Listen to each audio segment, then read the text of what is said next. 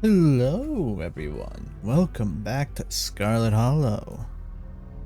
I really hope it saved because I had to reinstall Windows, so I didn't straight up like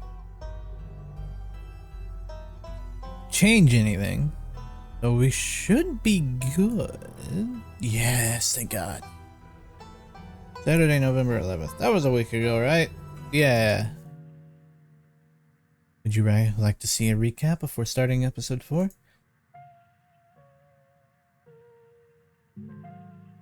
Nah. You open your eyes. It's a new day. Last night seemed so far away you can almost pretend the horrors you witnessed in the annex were nothing but a nightmare, chased away by the harsh morning light. An involuntary shudder runs down your spine, but your thoughts are interrupted by a buzz on your phone on the nightstand. Forget her voice. Fuck. Hey, hope you're feeling okay.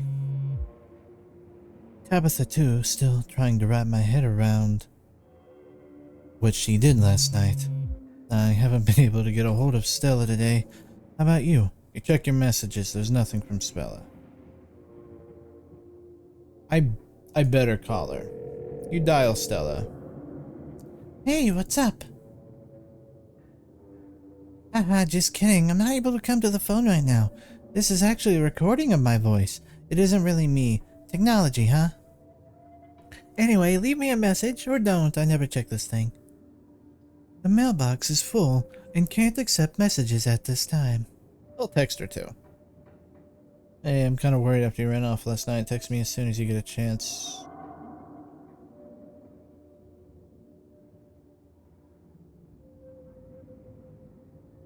You wait for a few silent minutes. Your message hits undelivered.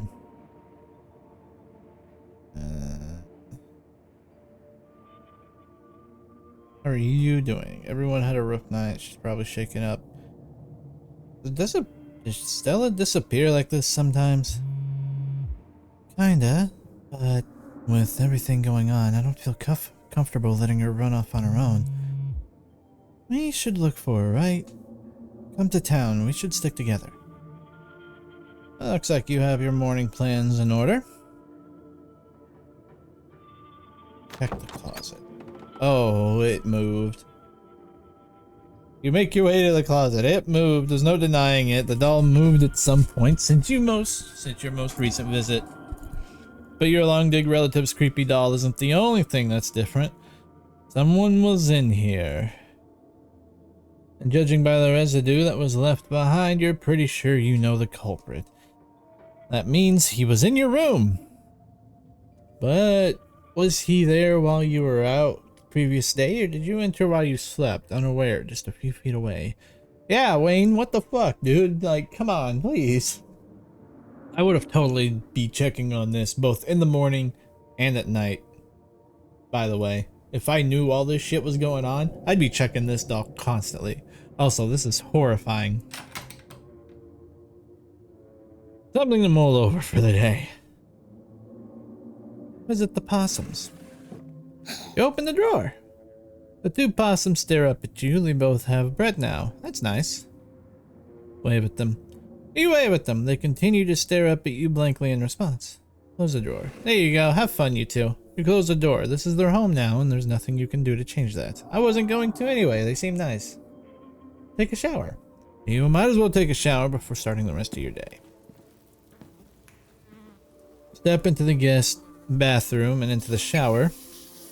Feels good to wash away the grime of last night's haunting, but eventually you'll have to leave this place and confront the rest of the day. In the meantime, you think about the door in the clinic. You're still drawn to it even now. You'll be going back there today, you're sure of it. Think about your cousin and the burdens, both physical and metaphysical, she took upon herself last night. Think about the afterlife. It's undeniably real, and at this point, and what we've seen is terrifying. Think about Stella running off last night. Hopefully she's just sleeping in. Think about Duke. Grub feverishly trying to scrape the moment from your skin as if there's a part of the dirt that coats you. Think about Sybil's warning. Think about Wayne in my goddamn room at some point. For fuck's sake. Think about Stella. I'm really worried about Stella. Hopefully she's just sleeping in. I'm done here.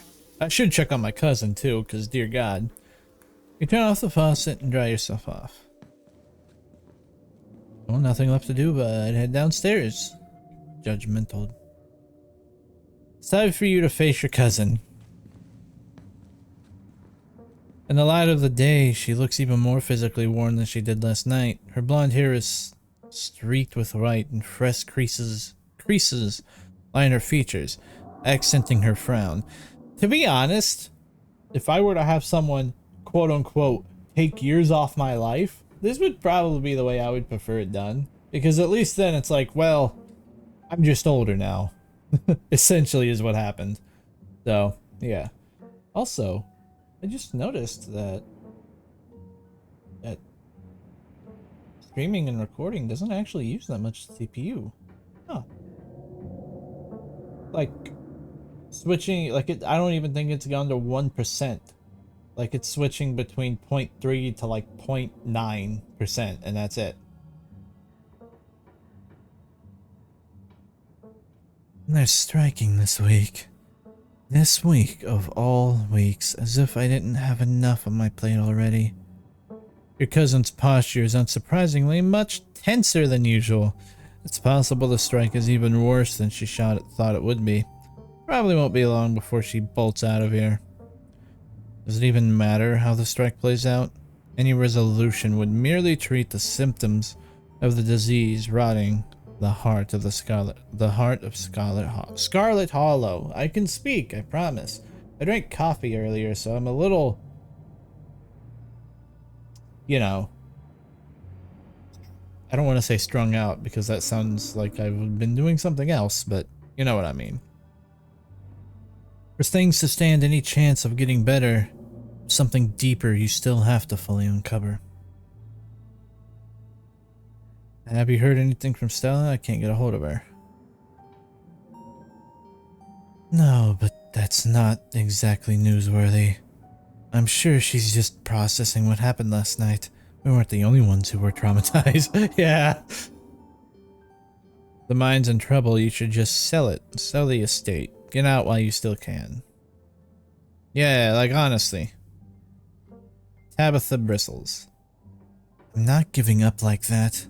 This is the Scarlet mine. I'm not just going to cash out on our family's legacy. Why? I'm bringing the mine back to life one way or another. That's a stupid idea. That's dumb. Don't do that. Fuck that. Sell it. Make it someone else's problem. You're miserable. Talk about what happened last night. So, go so real. I still can't get over that. Do you regret what happened last night? You should have let me take on the burden for you. Why didn't you let me protect you last night? I hope other people in town finally start treating you better. I'm sorry about last night. We should have left. How are you holding up? You look, so how are those extra years treating you? I'm sorry if this stuff with the ghost last night winds up making it harder for you to have kids. I don't think that's my business. Feels good, doesn't it? Getting rid of something our family left behind like that? Yeah, I don't think any of those last ones. Let's go back up here. Why didn't you let me protect you last night? Hope people in town start treating you better, yeah. They've already made up their minds about me. It doesn't matter what other people think, though.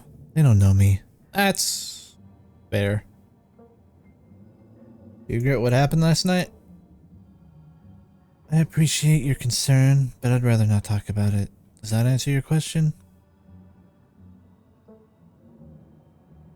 Okay. Return then. We'll leave that. Talk about the strike. The strike is just a symptom of the rot in this place, Tabitha. If we don't treat the underlying disease, it won't even matter who wins. How are you feeling about the strike? You can be honest with me. You seem tense about this.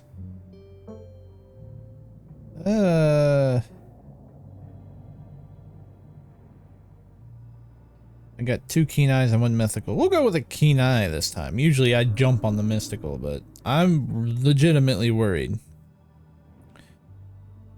You can be honest with me. Conflicted. It's gonna be tough. And despite what a lot of people would have you believe, I'm not relishing the opportunity to pick a fight with my men. I don't think many people take pleasure in breaking strikes. Pearl Ann would have, but that's not me. I don't know, it's complicated. Everything is so complicated. Strike is just a symptom of the rot. If we don't treat the underlying disease, it won't even matter who wins. Okay, yes, I know that we saw a literal ghost last night, but this is important, Drac. Are you saying that someone, like, just, this isn't just about me. This town relies on the mine. I mean, in all honesty, who the fuck cares?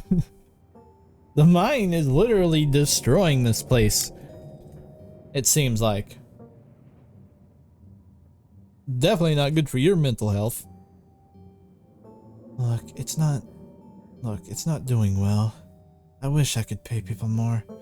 And I wish I could give them more time off. I just need some more time to pull things out of the fire. I don't want to be the bad guy here. You get that, right? Yeah, I get that.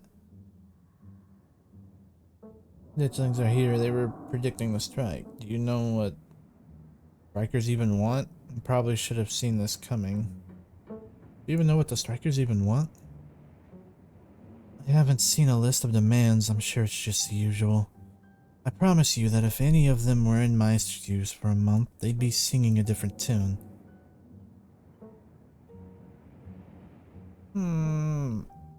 Usually I'm pro-union, but... Come on, your mom just died. Can they not? Shouldn't they care about the mine doing well? It's the backbone of this whole town. You work too hard. They should realize that. Yeah, I like that one. Right? As if it's easy being the boss. You look exhausted. Like, I'm not even gonna lie. Like, I agree. Like, fight for your rights, but she's a person too. We'll return. You probably should get going, right? Yeah. I've dawdled long enough. Stay safe, no more hijinks. But let me know if you get in trouble, okay? Oh, she does care. Tabitha slips past you, her heavy boots thudding down the hall as she marches away to face her employees. Time to figure out the rest of your day. Fuel up with a quick PB&J. With Stella's MIA, who knows when you'll get the chance to eat. Make yourself a PB&J in anticipation for a long day ahead of you. I bet if I got speaking to animals or whichever it is, I'd be able to figure out why Fufu doesn't like me. But, you know, it's a cat. Best to just give it space if it doesn't like you. And that's for any animal. If an animal acts like it doesn't like you, leave it the fuck alone. In fact, if it's a wild animal, you should probably be leaving it the fuck alone anyway. You head to the front door and begin your trek toward the town below. The sun shines down through a thin layer of clouds. Clouds? You know, those things that sit in the sky and are white? Illuminating the path in a watery gray light. Glimpses of pale figures dot your periphery. You haven't seen ditchlings in the middle of the day before. They're getting bolder. Yeah, 1, 2, 3, 4, 5, 6. There's a fuck ton of them. Jesus. Oh, it's Avery. To your surprise, you find a familiar face making its way up the path towards you. Hey, I was coming up to see you. Hope you were able to get some sleep after everything that happened last night. And I hope Tabitha got some rest too. How is she today?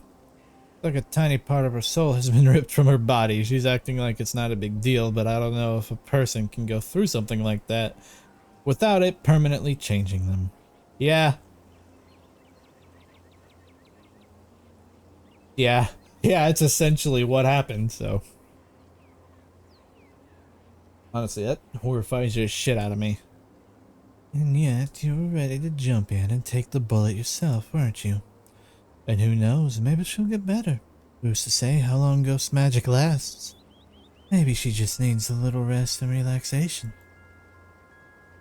So, not a great time for her to be dealing with a big strike, but I guess there's no helping that.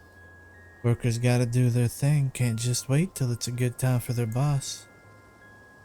I feel like now, it's a new day. Possession is this sort of thing that can leave a mark on a person's soul. Are you really still feeling chill after everything that's happened last night? These are both the same question, I'm pretty sure, so we'll go with the more mystical one. How do you feel now that it's a new day? Possession is the sort of thing that can leave a mark on a person's soul. Oh, thanks for asking about the state of my soul. I appreciate that. I'd be lying if I said it didn't have an impact. I kind of feel bruised all over, physically and spiritually. But hey, that's part of life, right? Nobody makes it to the end completely unscathed. And I'm kind of thrilled that my new emotional baggage comes from a ghost instead of boring normal drama. I mean, I guess that's one way to look at it, huh? You know, I might have trauma, but at least it's trauma related to me being completely haunted instead of me, you know, something else. I'm gonna get rid of you, actually.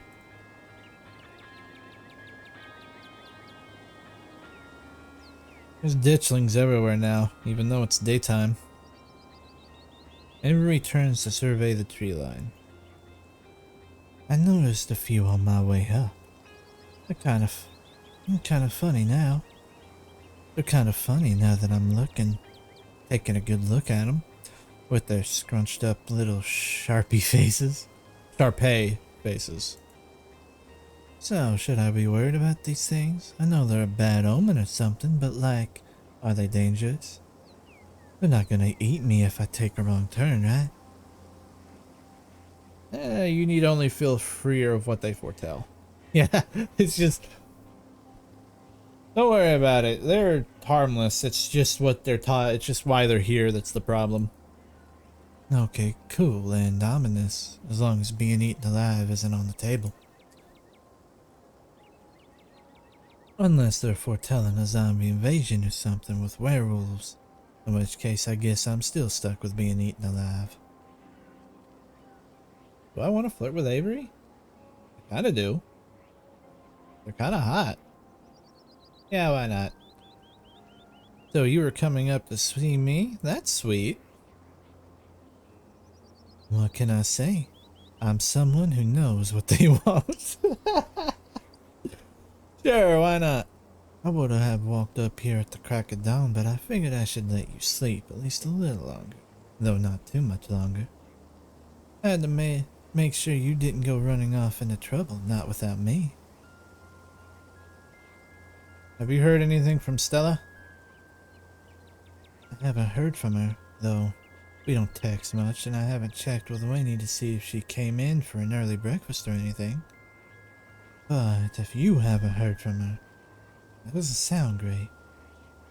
Seeing her like that last night was awful. She's usually so unflappable. Yeah, she got tore up by that, which, I mean, yeah.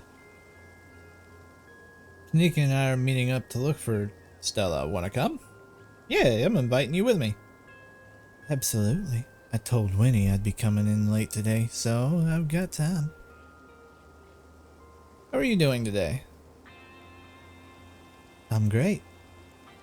With something like possession, I kind of feel like there are more upsides than downsides. I don't know where you're getting that. There are a lot of people out there who can say they've been through something like that. It's a pretty cool badge of honor, as far as I'm concerned. You're taking this way better than everyone else. Let's head to town. Yeah, good idea. You and Avery start back down the path to town. There's Kanika. It isn't long until you once again find yourself on the main street of Scarlet Hollow. Drac, you made it. And you picked up Avery along the way. Hope you're both doing okay, like, emotionally. Yeah, I'm not too bad. Better after seeing Drac. That's good. I feel like I got crushed by a steamroller or something. Joints all out of whack, totally exhausted and super foggy. Yeah. Yeah, getting possessed looked like it sucked. I'd rather not. Mom has been insisting I caught a cold and I wasn't buying it. But as of this morning, I've come around. It's definitely something beyond exhaustion. Even considering the ridiculously stressful week we've all had.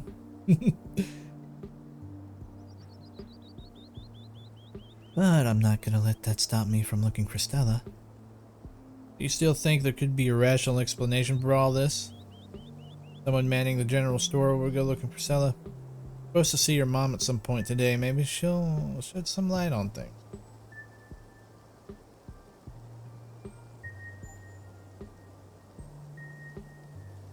I'm not sure what she's planning to tell you today.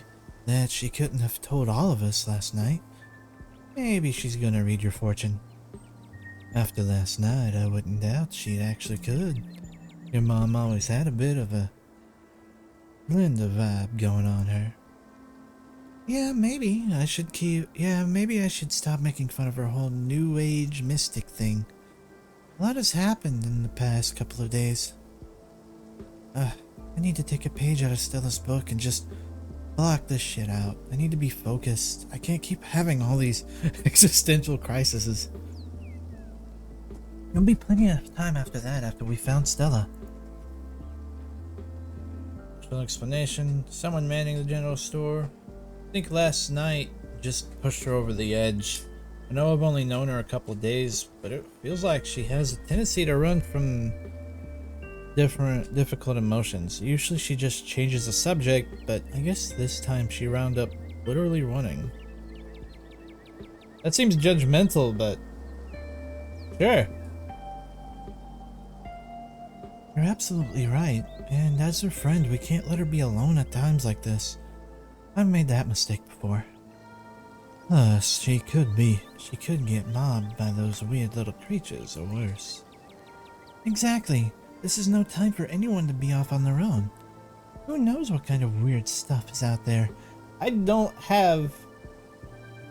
There's so many voices that I have to do in this game, and some of them sound the same. I'm sorry, I'm trying, okay? After the past couple of nights, I wouldn't be surprised if there were actual Bigfoots in the woods. Bigfoots in the woods. Big feet? Just waiting to eat any human who was wandering far from the civilization. I don't think they eat people. I think that's what they do. I think they're just there. And Bigfoot thirst for human flesh? Is that some kind of common knowledge I wasn't keyed in on? I wouldn't be surprised is all I'm saying. Okay, let's get started. I don't want to waste another time. Where to first? We should... Yeah, Stella's house would probably be this smart. Okay, let's go to Stella's house. Yeah, that'd be the first place I'd look. Good place to start. Maybe she just slept in. That's what I'm hoping. I would have gone already, but I was kind of nervous about doing anything by myself today. Just in case I run into another horror from beyond the veil or whatever. Yeah. You make your way towards Stella's house. The door is pristine as any old wooden door. No bloody handprints in sight. Any telltale sign of Wayne? Absent. If something happened here, it didn't involve him, at least not at the front door. Kanika knocks anxiously on the door. It creaks open. The interior is cold, and not just physically. There is an absence of joy in life that leaves only a chill behind. The ghosts of an empty house, and the sobering dread that comes with the knowledge that your search won't end here. The house is quiet, and the world outside muffled as you take a cautious step over the threshold into the muted air of the living room. No excitable pug rushes to greet you at the door, and you have a feeling that no Stella is going to emerge from the shadows to sleepily greet you. I don't sense anything supernatural here, but I don't like the look. I don't like the look of this. Nobody's here, I don't think. Wayne came knocking at my... I don't think Wayne came knocking. Might as well invite ourselves in, right?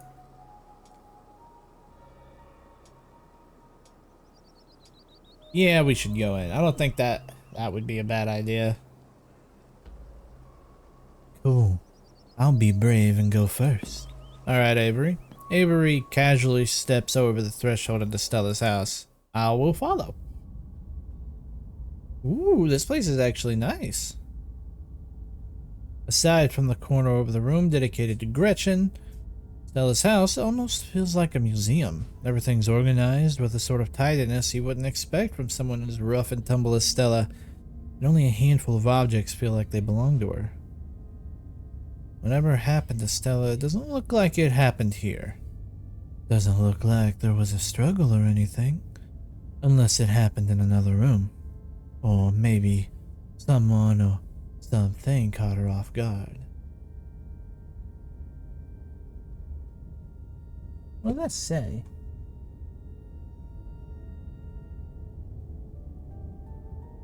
Richmond. That's what it says. You don't have to add that last part. I'm gonna forget that you said that and just be thankful that this doesn't look like a crime scene. I don't really think it's a good idea to investigate her kitchen. Or investigate her room.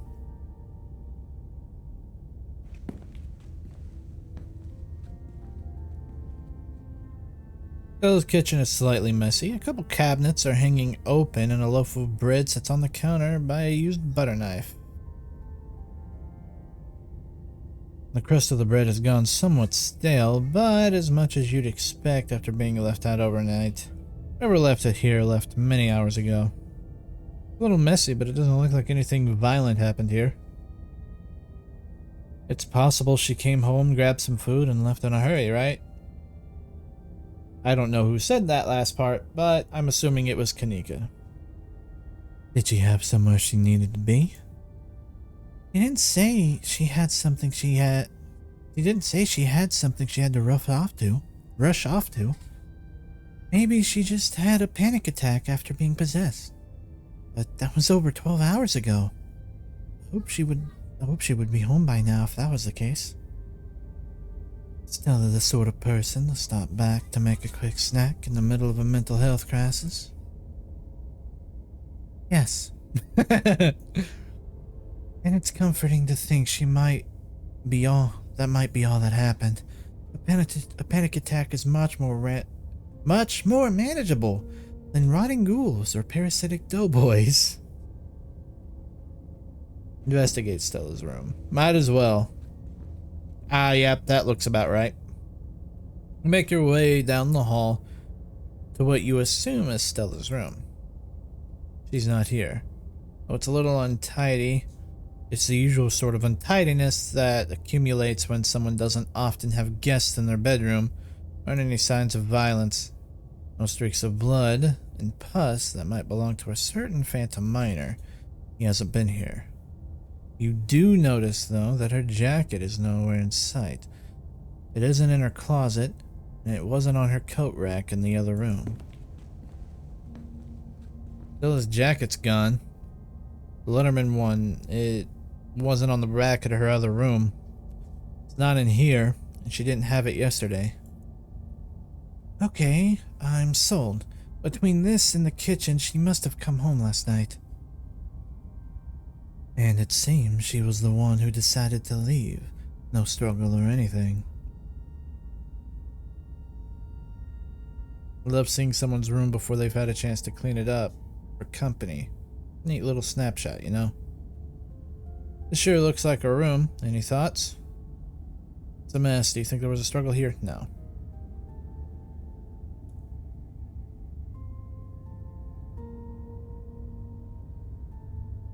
I don't want to check her computer. I wouldn't want somebody checking my computer. I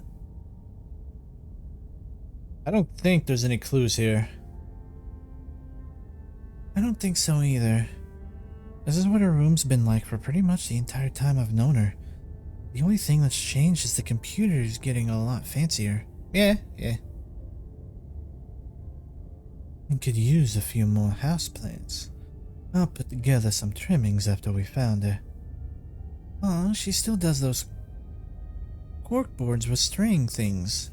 She loves putting the strings on there. I don't think they actually mean anything, but they're more for decoration anyway. Okay, I don't think we're gonna find much else. Let's move on.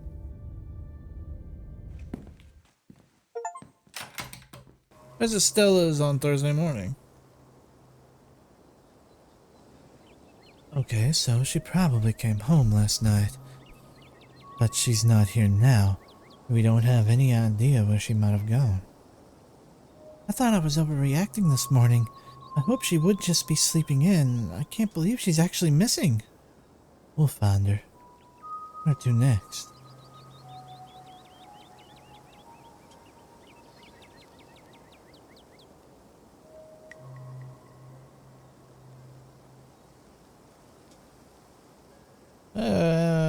I don't think she'd be at the mines by herself. I don't think she'd go to the church at all. We could go ask Oscar. I'm not gonna go do all those options, but Oscar might. Maybe he'll know what to do. I hope nothing else happened after we went there last night. I'm so brave for sleeping in that house after everything we went through. I'd rather sleep in the woods with the ditchlings than some place that was that haunted. Your mom said it's safe, and I'm inclined to believe her. How would she lie? But how would she know that? Magic, probably. But there's only one way to find out. Let's go. Visit Oscar in the library in episode 4. Morning light streams in through the library. Large windows in the bright daylight. It's once again a place of comfort. All menace having fled in the wake of Charles Shaw Jr.'s departure. I fucked up that entire sentence, but I'm not reading it again. Oh, ghost, thank God. I was not up for an encore. Yeah, it's just gone.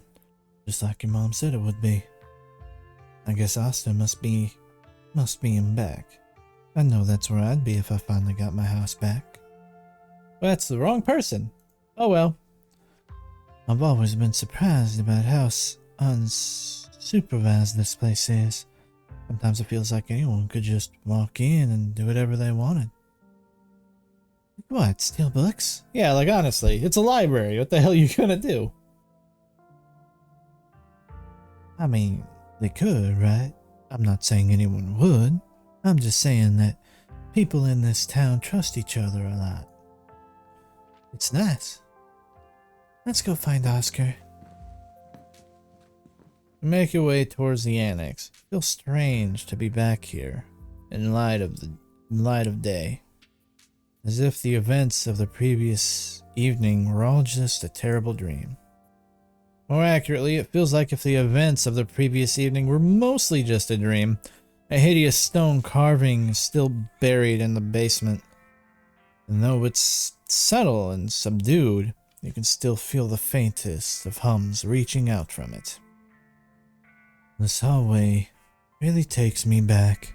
Feels like it was only yesterday that we were last here, blissfully unaware that our entire lives were about to change forever. Well, we were. It was only yesterday. I know. Oh, good morning. It's so good to see all of you. Please come in. You have no idea how good it's felt to sleep in our own house last night. Though I suppose I didn't do much sleeping. I mostly sat and stared at the hatch all night. Yep, all night. I'm so tired. Nothing happened, but the idea that something could happen was more than enough to keep me wide awake. It'll take you a while. How's Tabitha this morning? There's a strike at the mine, so she's a little busy. I'm worried about her. She's going to work herself to death. Seems tired. I'll tell you, but a woman is like a cage. Who even cares? We didn't come here. I'm worried about her. She's going to work herself to death. Do you think she enjoyed a fruit basket or something of the like? I feel terrible for letting this good deed go unpaid. Even if I know whatever I'm able to offer her is nowhere near what she's owed. I'll donate some stuff from the general store. I think I know what she likes. She can put a little we can put a little basket together that she might not hate. Aw, that's sweet. I can throw in some freebies from Winnie's too. I've never seen her in the diner, but that doesn't mean a free basket would be unwelcome, right? She'll probably wind up throwing it all away anyway, but at least it might make me, personally, feel less weird and conflicted about her saving everyone last night. So, what brings you here? Stella's been missing since last night, and we're trying to figure out if anyone's seen her. He hasn't gotten in touch with any of you? I'm starting to freak out a little. I really care about her, and she's just gone.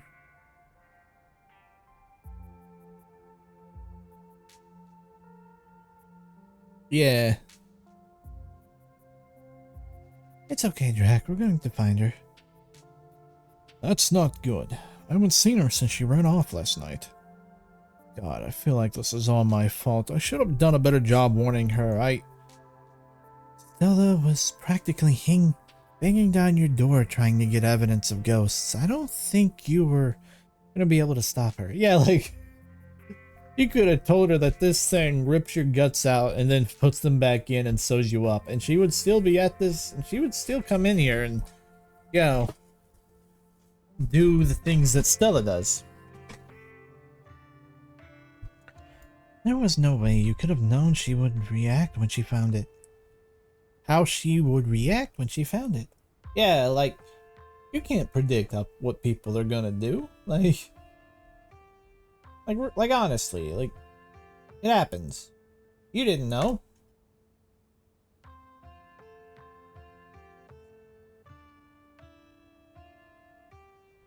I was looking at something.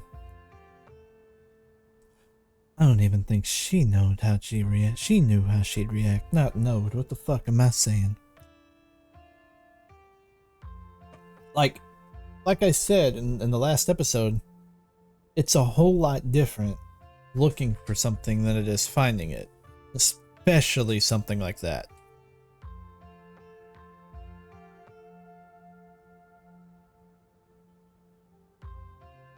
And besides, you didn't know how bad it was gonna get. You can't blame yourself for everything, man.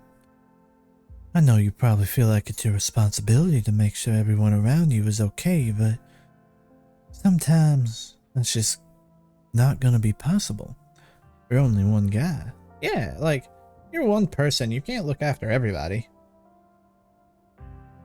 Now I'm really starting to worry. It sounded like no one in town has seen her. That doesn't mean something bad happened. But it doesn't exactly sound like it's all sunshine and roses for her either. Sorry. I have to do that or else I can't get his voice right. Sorry that I can't be more helpful. Especially everything y'all have done for us. So weird saying y'all in that accent. I know time is of the essence right now, but while you're here, I wanted to let you know that I'm determined to do whatever I can to help investigate what's happening to our town. I was hoping we could compare notes. It might help me narrow down where I should start my research. As far as I'm aware, there was nothing paranormal in Scarlet Hollow before very recently. Now here we are, suddenly surrounded by weird little goblin creatures in the woods and plagued by angry ghosts. You think there was an inciting incident? Yeah, her land died, and I came. I do. That's my thought too. It was never like this in the holler before. Something must have happened that kicked off all this magic stuff. Avery stares at you. I mean, it's obvious, right? Things only started happening once Drac got here. I mean, don't blame me. I want to stay here. You guys are nice. Kanika shoots Avery a glare. No, we are not throwing Drac under the bus. What? There's nothing wrong with being a magical catalyst. Sure, there's probably nothing wrong with someone being a magical catalyst, but there's definitely something wrong with saying someone's a magical catalyst. If people get the wrong idea, we're only a couple steps away from the whole town deciding to shaw them. Yeah, I know that's true. Nobody's gonna drag Drac into a witch hunt on my watch. I like to think we've outgrown the days of running people out of town on rails. I'd rather play it safe. Don't worry, it's not like I'm gonna go run around town telling everyone that Drac is magicked a bunch of terrible disasters into existence. But if there's a catalyst for all this, why wouldn't it be a lost Scarlet finally coming home to Scarlet Hollow? If I may, Drac getting into town isn't the only major event that happened lately. Pearland died over a week ago, and those creatures in the woods were already reproducing by the time they arrived. I'm lightheaded. Not to mention I started seeing things in our house before Pearland passed.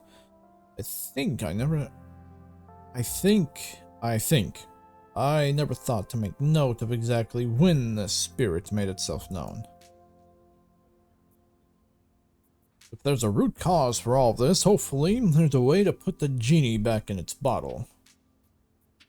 I'm gonna do my best to find out if there have ever been any similar events and whether there's anything special about Scarlet Hollow that might explain what's going on.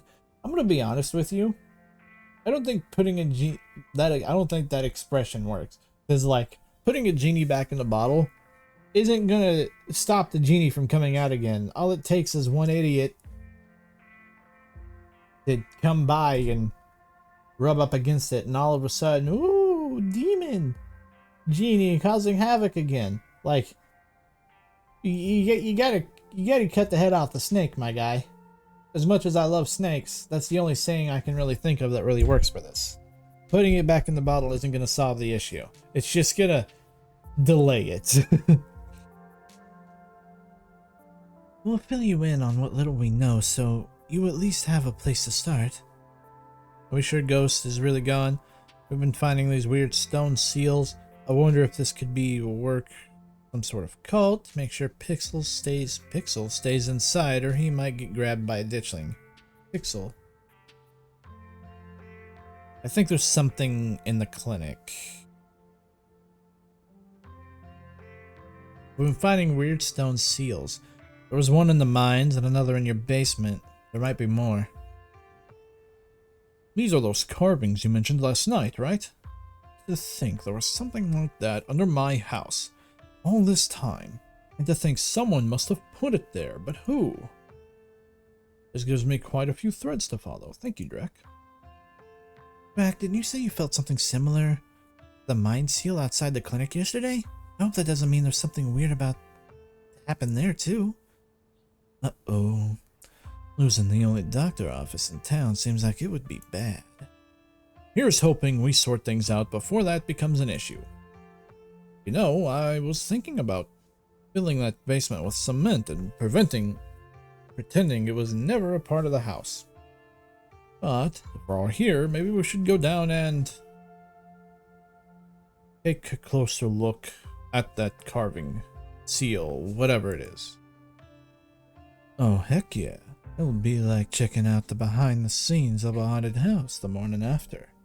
You are scary. You scare me, and it's weirdly attractive. I don't know how I feel about it. I mean, I know you're joking, but that's literally what we'd be doing, right? Now that you mention it, yeah. I guess that wasn't the best analogy. It's been bad enough going into haunted houses and abandoned coal mines at night, but there's something that feels so much worse about going down there in the middle of the day. I can't say I'm thrilled at the thought of it either, but we need to do whatever we can to start getting ahead of things. I really don't think this is a good idea. The spirit is gone, but you can still feel a faint hum. Undulating. I don't think I would have used that word from the basement. Imminent danger may not await you down there, but the stone remains active. If at least weakened, who knows in what strange ways it might manifest itself.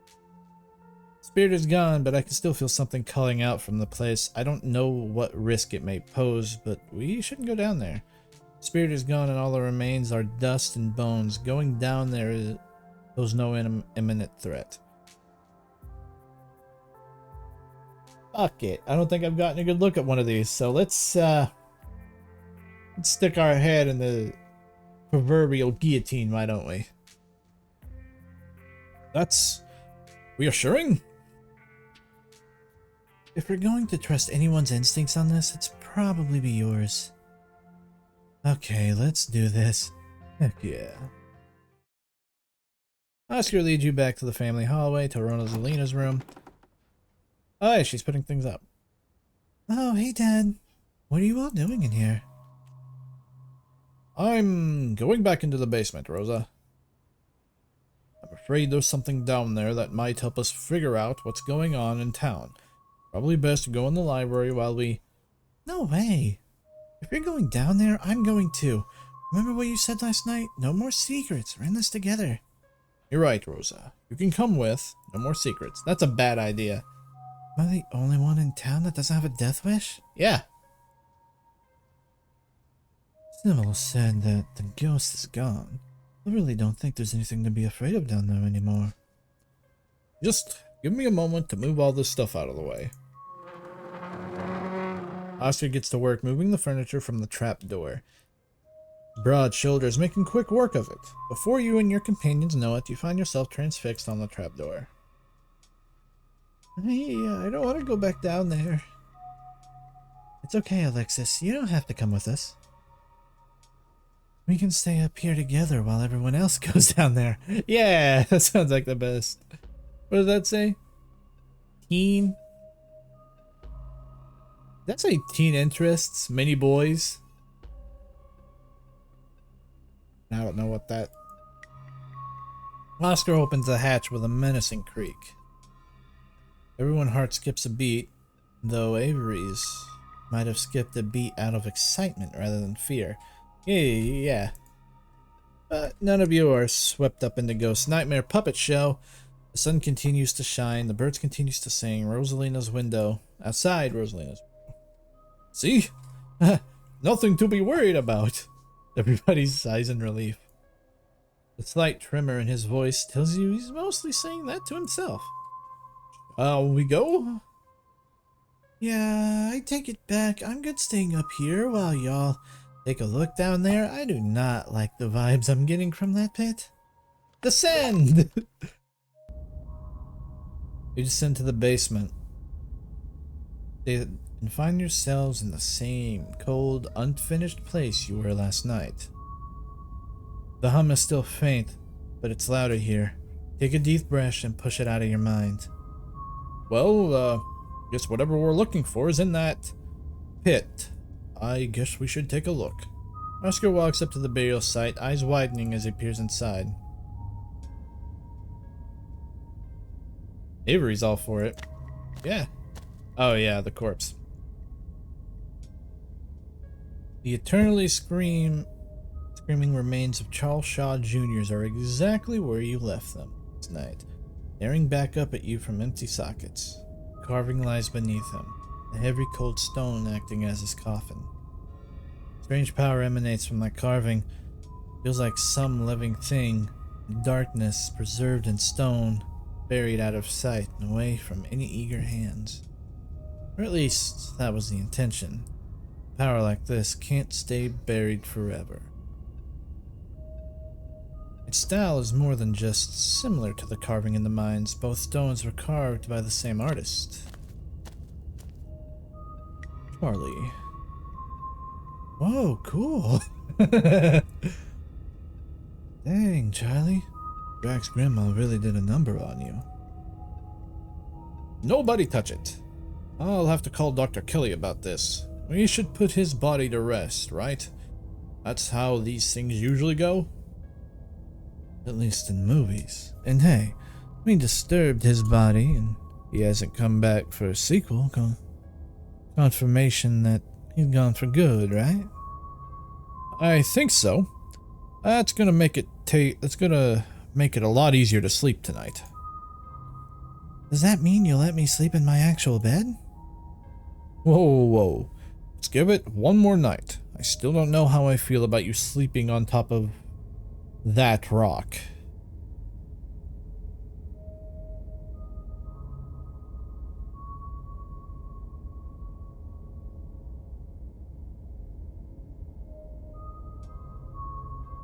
What do we think? Wolves encircling a goat. It's a start. What was on the carving in the mines? Circle of arms bound up in chains. Stella took a photo of it. Not that that's helpful right now, but maybe once we find her, she can send it to you. Interesting. I'm sure that description will be more than enough to get started. Can Alexis and I help? I want to know why someone put this creepy stuff under my room. Sure, you can help.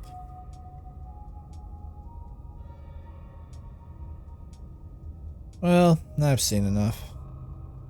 I'm not sure if destroying it's the good idea. Because, like, you destroy... It's been called a seal. And if video games and pop culture has taught me anything, it's that destroying seals doesn't get rid of something, it usually unleashes something. So yeah, well, I've seen enough time to go. Yeah, let's get back upstairs. Now that we know it's safe down here, I'll come back on my own time to do more thorough examination.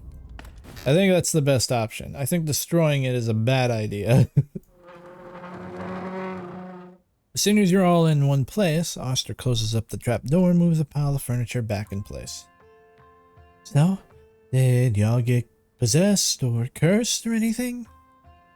No, but we did see a dead body. Close enough. Glad I stayed put. Alexis, you want to see a picture of it? That's Rosalina. I read that as Oscar. Hey, child, that's not mine. Would you like to see a picture of a dead body? What baby text?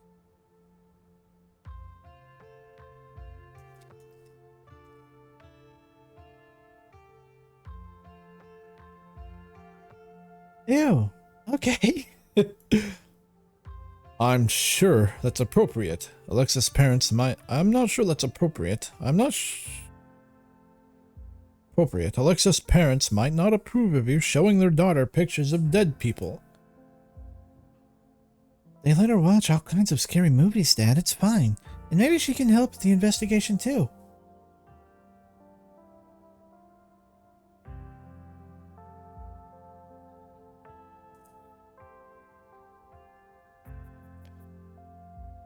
Yeah, it's totally Mr. Okay, Mr. Gutierrez. I don't want to see it in person, but I do want to see it.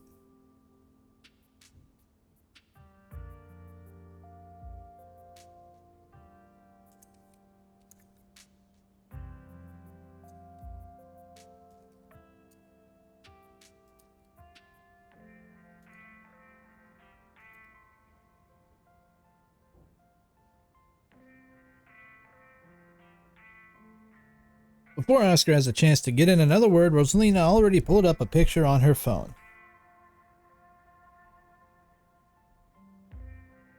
I might have to go to the bathroom real quick.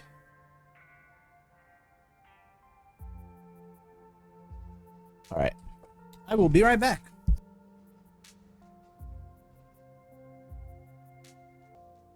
Anyway, I'm back.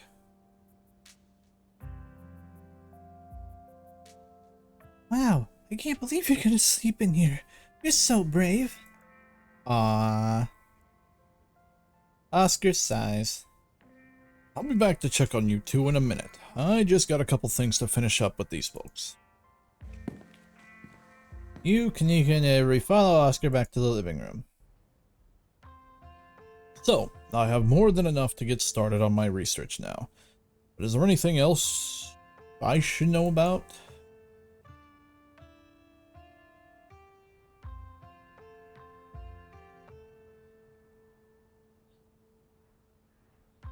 I think there's something in the clinic. There was this door yesterday and I could feel something pulling me towards it. Right, I'd almost forgotten about after everything that happened yesterday. You said there was something there that reminded you of the mines, right? I see. I'll dig up what I can on the clinic. There's a lot of history there. I wouldn't be surprised if there's something haunting that place as well. Yeah, it's Reese. I just have a feeling it's Reese. You have a friend that lives there, right? Should we tell him that something bad might happen in his house? You might want to stay someplace else for now. If the last 2 nights are any indication. Yeah, I can shoot Reese a warning text, but I don't know if his mom will let him leave. He's got an iron grip on the poor dude, and she's probably even more of a skeptic than I am, or was. One way or another, I'm gonna find myself back there soon enough. It's faint. I can feel the pull of that clinic door. It's only getting stronger.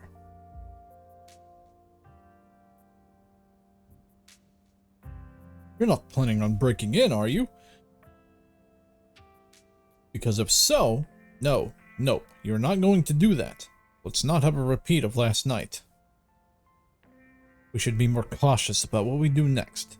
We don't want anyone to get attacked or possessed by any more ghosts, even if it's to help a friend. I don't know if we have time to play it safe. Just give me a day or two, do some research, before you do anything rash, okay? I think that's about it. Yeah, we better warn him about the ditchlings at least. Make sure to keep Pixel stays inside or he might get grabbed by ditchlings. The ditchlings are those things from the woods, right? With those faces? Yeah, the anguished doughboys. I kinda like them. It's like a hidden object game out there today, with all the weird little faces peering out of the bushes. Like them? Are we talking about the same creatures that have been laying eggs in the local wildlife? Yeah, like for real. I don't want to get friendly with them or anything. I just think they're kind of interesting. Each their own. Will do. I can't imagine how devastating Rosalina would be if something were to happen to him, especially after everything she's been through. I think that's it. Whatever we're doing next, I feel like we're missing a vital team member. We need to find Stella and fast. Burning daylight. Let's head out. Something to work on. We should get... Sounds like you've got something to work on. We should get back to looking for Stella. Turn and leave. We need to find Stella fast. Yeah, I like that one. I agree. We need her brazen energy if we're going to do any serious sleuthing. See you around, Oscar. Let us know if you find anything. I will. Never mind, I don't have to do the thing. Let's speak as Oscar. So, that's Oscar's. Any other ideas? Check the diner, mines, church. I suppose can get tea with your mom today. Maybe she'll have some ideas. Yeah, we can humor her. She's probably gonna give you some rocks or bundle of herbs for protection or whatever. Which might actually work, who knows? I guess there's only one way to find out. Let's do it. I don't know how to do his voice with shorter sentences. I kind of need time to wind it up, if that makes sense. The bells of the general store chime, welcomingly as the three of you enter. Kanika, there you are. You're supposed to stay in bed today, remember? And hello, you two. Hope you're both recovering from last night's fiasco. Sorry, Mom. It's just that Stella's missing and Stella can take care of herself, unlike you. You need bed rest and lots of fluids. You don't need to go running around town spreading the cold of yours. Go on, get up to bed. I'll be up in a minute with more tea. I thought you had some some kind of important thing to talk to Drac about. I'm really feeling okay. I want to hear what you wanted to say to them. I'll just be doing a tea reading. Haven't those always bored you to tears? Okay, you're right. I'm not feeling well. I should really go lie down. Bye, Drac. Well, okay then. Kanika turns and heads towards the stairs without saying another word. Good thing Kanika has her mom looking out for her. She seemed so tired today, and you'll probably be able to find Stella without her. Aw. Wait, that isn't right, is it? Something's going on here, but it's hard to put into words or pin it down into thoughts. Yeah, that was weird. And I'm sorry to be a bad host, Avery, but I was hoping Drac and I could do our reading in private. I'm sure Winnie needs help at the diner. Oh, you're right. I totally left her on her own today. Fine by me. I wouldn't want to mess with your tea vibes. I'm sure those leaves are very particular. Oh, but before I go, I did want to ask. Are you a witch? You have not taken your eyes off me this entire time, have you? As fat as I am that you think I'm that magical, I'm just an old lady who likes tea and has a few unusual hobbies. Looks like I'm just saying, doing stuff like reading tea leaves is pretty witchy as far as I'm concerned, but I won't push it. Though just so you know, if you are a witch, you can totally tell us. We'd be cool about it. I would be. I'll leave y'all to your not supernatural private tea reading. We'll catch up tomorrow, Drac. They make their way out of the general store, disappearing down the street in the direction of the diner. Shall we? Sybil motions towards the tea room. Follow Sybil into the tea room. Yeah, some of that was weird, I'm not gonna lie.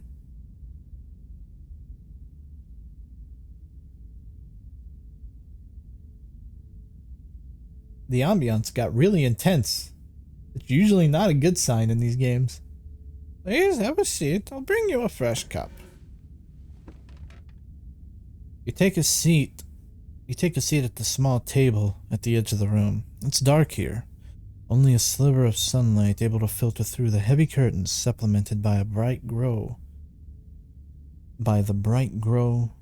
lights over the plants in the corner. Sybil joins you at the table and places a cup in front of you. It smells light and citrusy with an undercurrent of decaying earth. What's the same tea you sampled with Avery at the diner on Tuesday? I'll be able to do a reading once you're done. Until then, how about we just chat?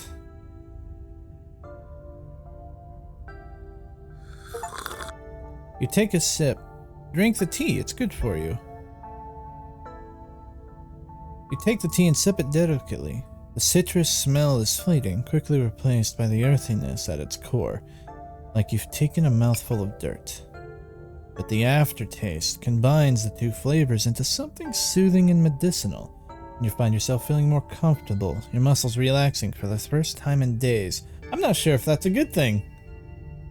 It's soothing beyond what you would expect out of ordinary tea. There must be something magical at work in this blend. So, how'd you wind up in Scarlet Hollow? Oh, my family's been in these hills for a long time. That's how I know so much of the local flora. Everything I've learned was handed down from generations of hill folk. There hasn't always been a reliable doctor up here, especially not one most folks could afford. They have to figure out their own medicine. The other day you promised to tell me. What was it? Unsavory tales from Mom's youth? Don't yanking me around. You have something to tell me. Just come out with it. What's with all the mystery and rituals? You have something... Unsavory tales from my mom's youth? I most certainly did. Though I might have been exaggerating a bit for dramatic effect. I'm prone to do that. In a town this size, you get to know everybody, no matter what the age difference might be. Vivian was a little younger than me. which meant I always had a certain older sister instinct about her. Her family wasn't good to her. Pearl Ann was a lot like your great-grandmother, Edwardine, which is to say she was not a very kind woman. Similar to Tabitha, with more social grace and considerably more hatred for her fellow man.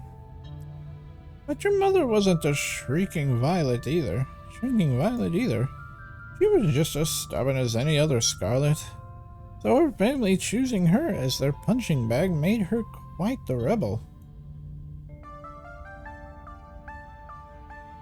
Why were Pearl Ann and my mom raised by Everdeen? What happened to their mother? Yeah. Their entry into this world was violent, I'm afraid. Her mother was young, too young to be pregnant, especially with twins. She didn't survive the labor. I feel like I know a lot about the women in my family. But what about the men? Did they even exist?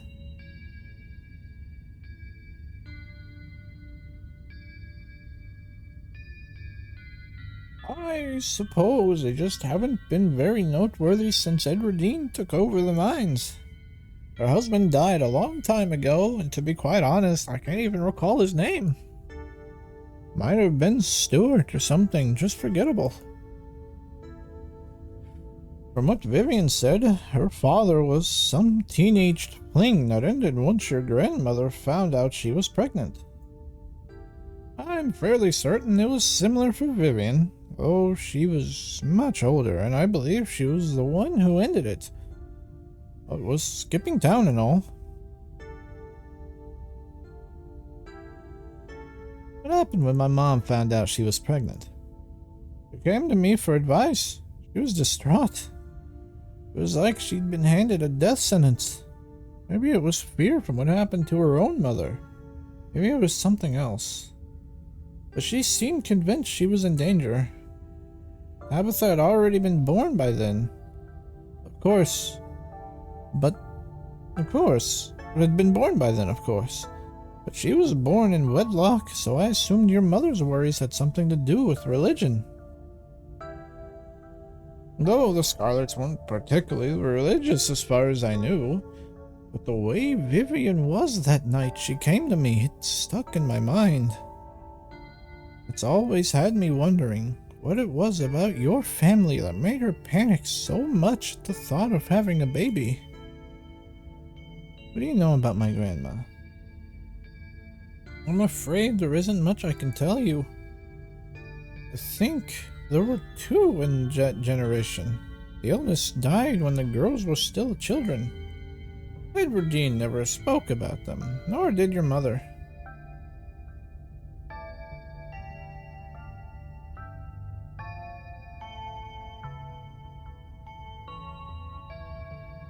Quit yanking me around. Finish the tea. We'll play by her rules. You close your eyes and take another sip, and then another. It's delightful. The tea is gone before you know it. The small cup empty, save for what's left. The rehydrated leaves coating on the bottom. Oh, good. Glad you finished your tea. Palatable enough to drink. Found your tea palatable enough to drink. It should do you some good. It's one of my more medicinal blends. Now on to business. Sybil takes the cup from you, staring thoughtfully down at the sludge. Oh dear, that doesn't bode well. You got just about every warning that can fit into the bottom of a cup. Frost kettle, hourglass. All of these mean death, misery, difficulty. And the hourglass ties it all together with definite urgency. It's fair to assume that this all has to do with whatever brought the ditchlings. Something is coming, and whether any of us can stop it, I'm not sure. But we may at the very least be able to figure out what it is. And there's a central figure here. A cat. An enemy lurking in plain sight. Foo-foo? I'd like to see. I'm sure it wouldn't make much sense to most people. It'll probably just look like a confusing mess of wood leaves, so you're free to take a look. You take You take the cup, staring down into it. It just leaves. There's no pattern, nothing swimming together in the dregs of your tea to give you any warning or premonitions. After a long moment, Sybil takes the cup back from you. I hope that settled your curiosity. Don't worry if you couldn't make sense of it. It takes years to learn this sort of thing. Even for someone with your propensities. He winks. Conspiratively. Yeah.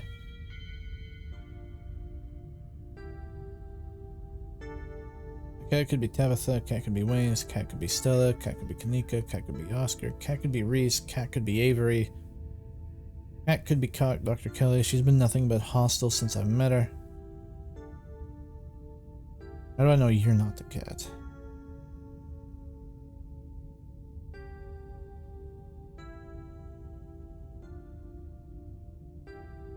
No, I doubt it's an actual cat.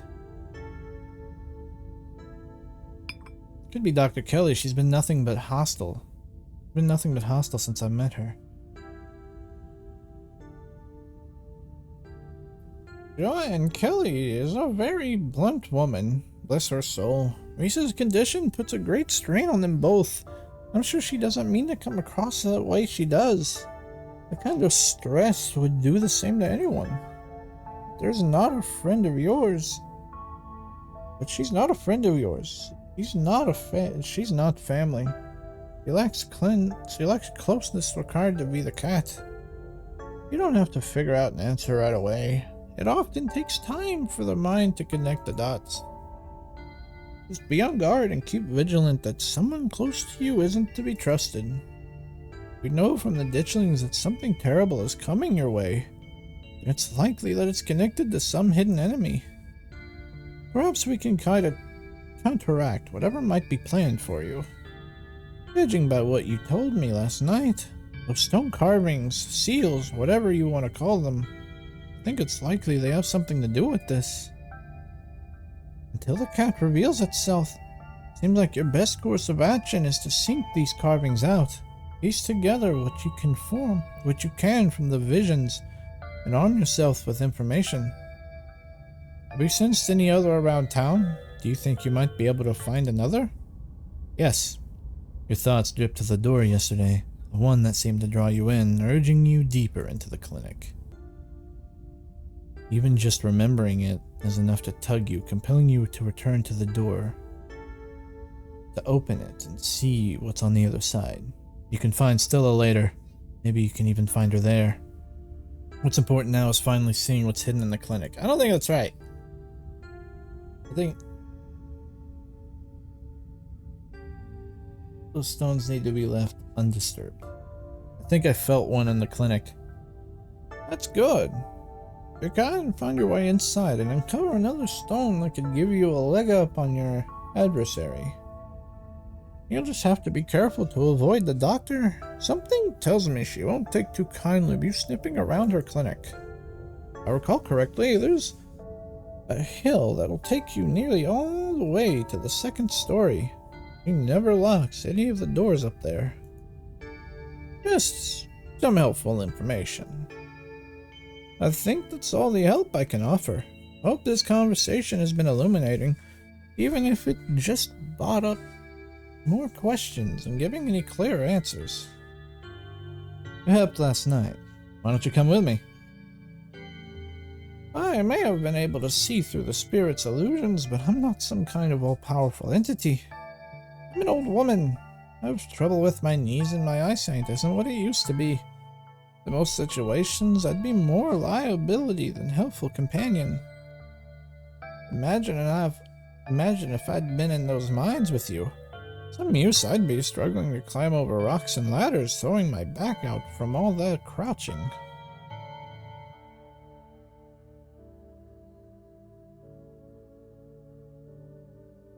Thanks. I'll let you know if I find anything.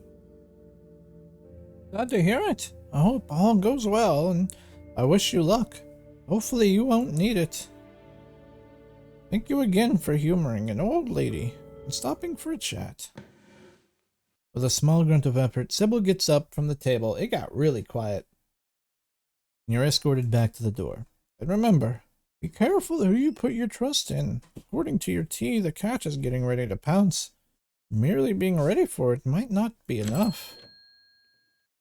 Sybil closes the door to the tea room. The bells of its door strangely flat in the stale air of the nearly empty general store. Check on Kanika. You're not going anywhere before checking on Kanika.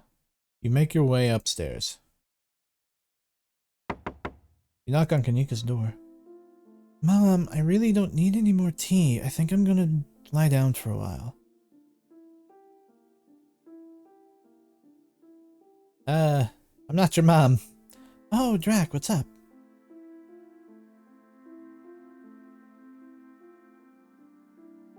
Hey, you don't have to listen to your mom, you know. You're an adult. Let's get out of here. I just came up to check on you.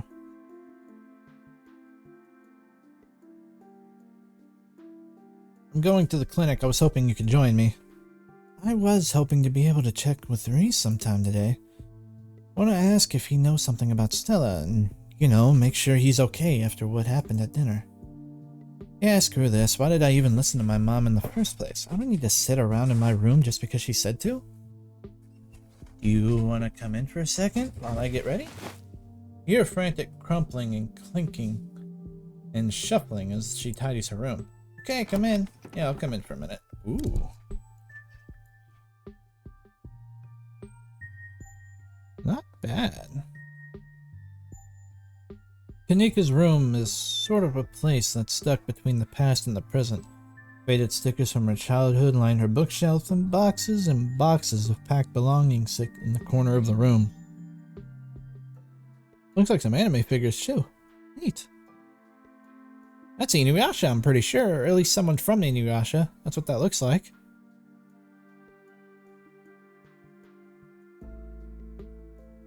The terrarium on her desk catches your eye. To anyone else, it might seem empty, but you easily spot the creature lurking within. I don't usually have people over. Don't judge me too harshly for the state of the place. Tip: dialogue options marked romance will start romantic arc with the character you're talking to, and will lock you out of romantic arcs with other characters. Packing for something? You motion to the stack of cardboard boxes. That's all my stuff from college. I never really unpacked. Seemed like a waste to unload everything. It's not like I'll be staying here long term, so I just have to pack up again eventually.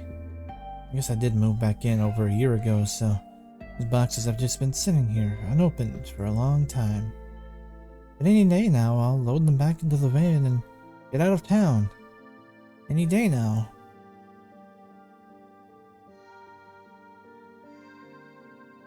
We still have to find Stella. I'm not going anywhere without you. Let's get to the clinic. Yeah, let's do it. Didn't really want to do a romance option with her. The two of you make your way out into the hallway. But before you can make it to the stairs, a light turns on, startling both of you. I thought you were going to get some rest, Kanika. You should really get back to bed, or this cold of yours will only get worse. But I still have a lot of energy. I don't feel like sitting around. I don't think I need to. Of course you do. I know you best. You haven't been yourself these past few days. All this running's been a detriment to your health. Miles and I want to see you're healthy. You will hold the family together. Shouldn't get between a mother and her daughter. Sybil knows what's best for her, and Kanika is more than capable of speaking for herself. Are you making her confront her mother? You barely know Kanika, and yet you're trying to drive a wedge between her and her family. I'm not really trying to. Those thoughts aren't yours. Clear your head, something isn't right. Sybil, what was in that tea? Chaga and lemon balm, dear. Same blend Emery shared with you the other day. Why are you talking about tea?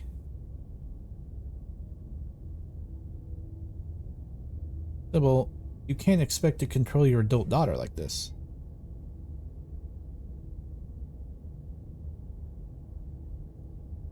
Yeah, we're not gonna go. Kanika sighs. No, my mom is right. I've been neglecting the general store and I let Miles run off the other day. That was irresponsible of me. This is not you. That's alright, Kanika. He could have gotten hurt, but he didn't. It seems like you learned a valuable lesson from that experience. Now let's get you to bed. You just need another day to recover, then you can get back to all this town mystery business. Drac, you'll be fine without her until tomorrow. Bye, Drac. Well, that's creepy. Before you can utter another word, Kanika returns to her room.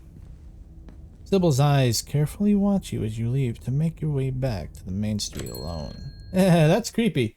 She's creepy now. You make your way up to the familiar hill path roads towards the ragged house that makes up Scarlet Hollow's residential area. It isn't long before you find yourself outside of Dr. Kelly's clinic, its secrets enticing you to find a way in. Even at the bottom of the hill, you can already feel the presence. It's like a magnet has been fixed to your ribcage, gently tugging you forward, guiding you towards whatever emits this compulsive frequency. You can see the hill Sybil was talking about, wrapped around the back of the old hospital, like a stone blanket. It should take you directly to the second floor and the unlocked door of the terrace. Just go in through the clinic door. No one will see you. You found, at times, that if you haven't wished to be seen, there's been nothing stopping you from remaining hidden. Graveyards, abandoned buildings, old tunnels, you've been in all sorts of strange and unusual places without incident. For some reason, tonight, Dr. Kelly's clinic feels no different. You haphazardly make your way up the old wooden stairs, clinic's wrap-around porch, looking at steps in strange patterns. To an outside observer, you might appear to be drunk, but there's an unconscious method to your conscious madness. But even you would be hard-pressed to describe it. There's no creak or moan of ancient wood as you make your way to the door. Silence. Force the door open slowly and slip in. You can see the doc at the desk and some down in the room down the hall. She hasn't noticed you. Shut the door silently, watching her closely. You're in the clinic, free to explore the place, or rather, you're free to explore as you please. You can feel the out sensation again, the nagging pull of whatever it was that wanted you to find it. You're here now, and it knows you're here, and you know exactly what it is. Another stone carving, eager to show you its secrets. You've been caught by its gravity, an overwhelming curiosity guiding you around the corner and towards the dark doorway under the stairs. It's been left ajar as if inviting you to enter. You turn on the lights. You're in a morgue. Drac? What are you doing? What are you doing in the morgue? You haven't seen Stella around, have you? She's been missing since last night.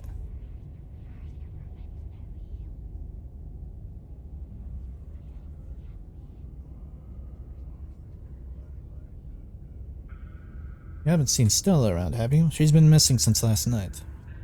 I haven't. Oh,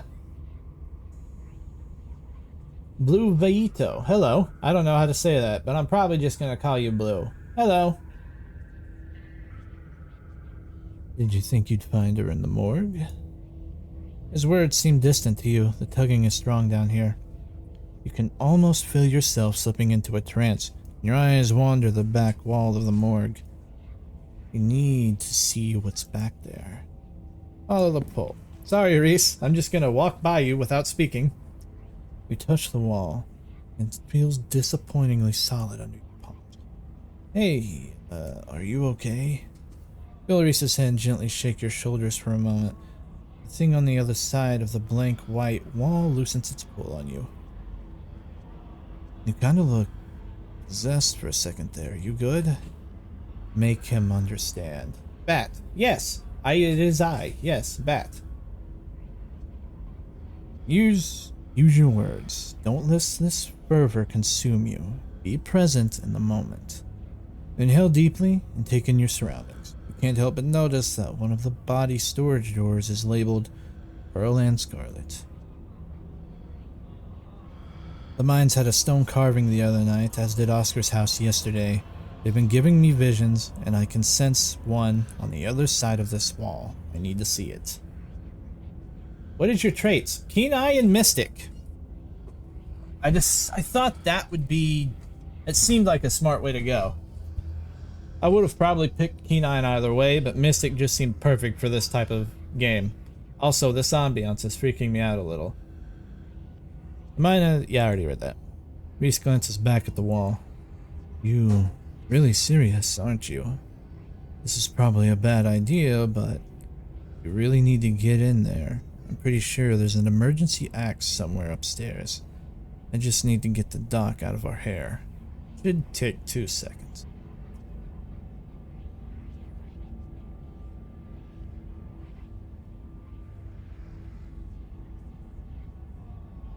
Yes, I will destroy the wall.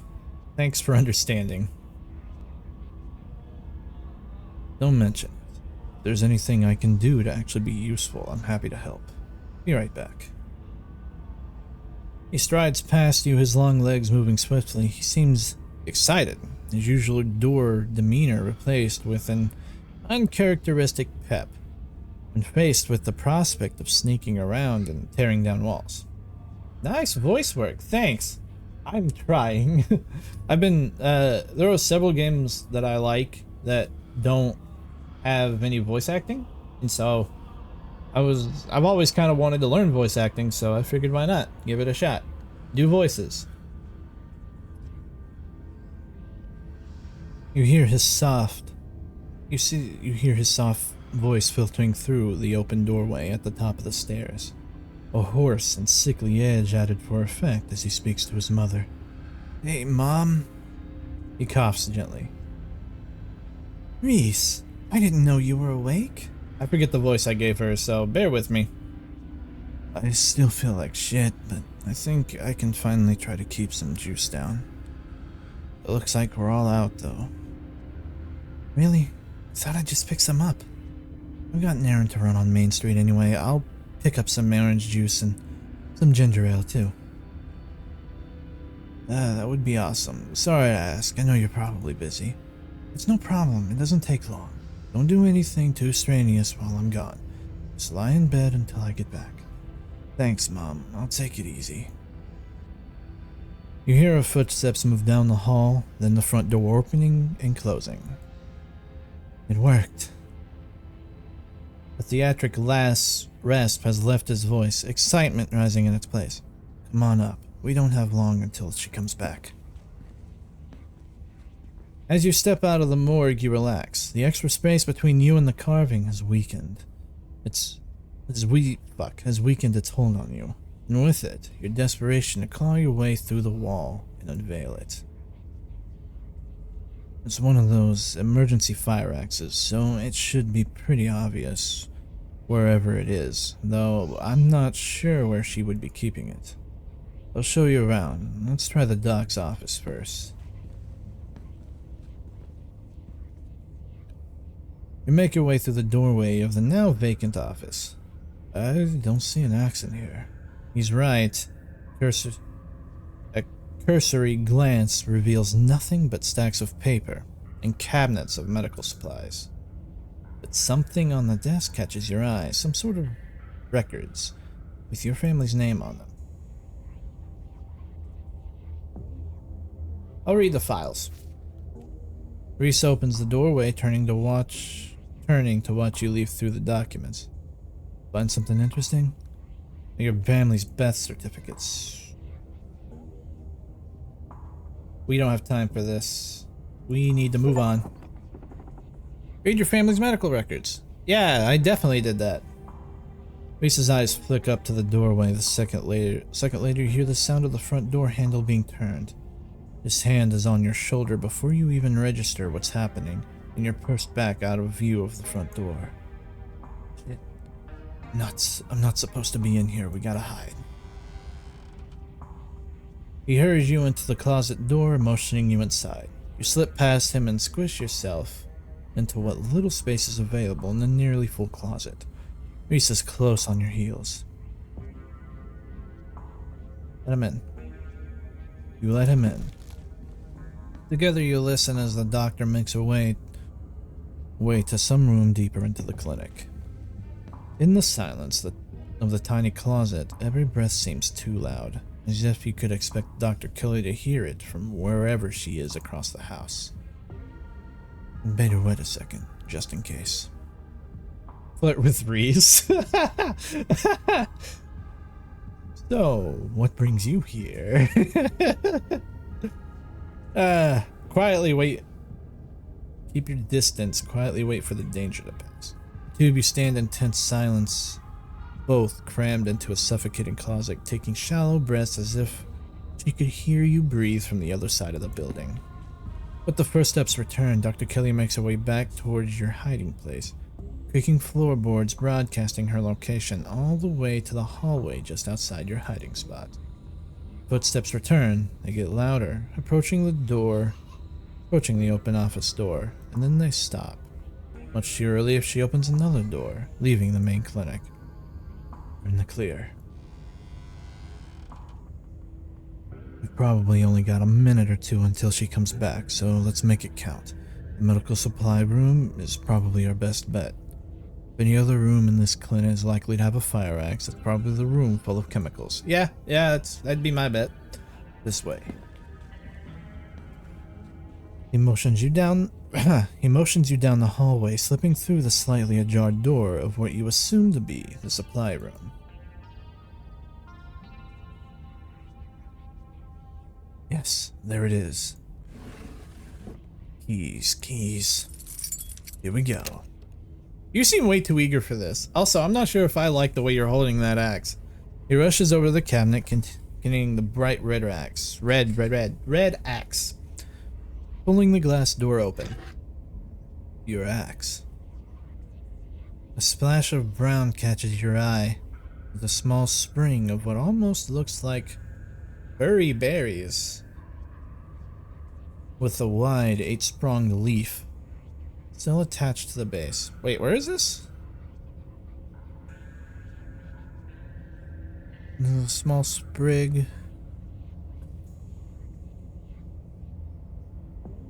In here? 'Cause I can't see that.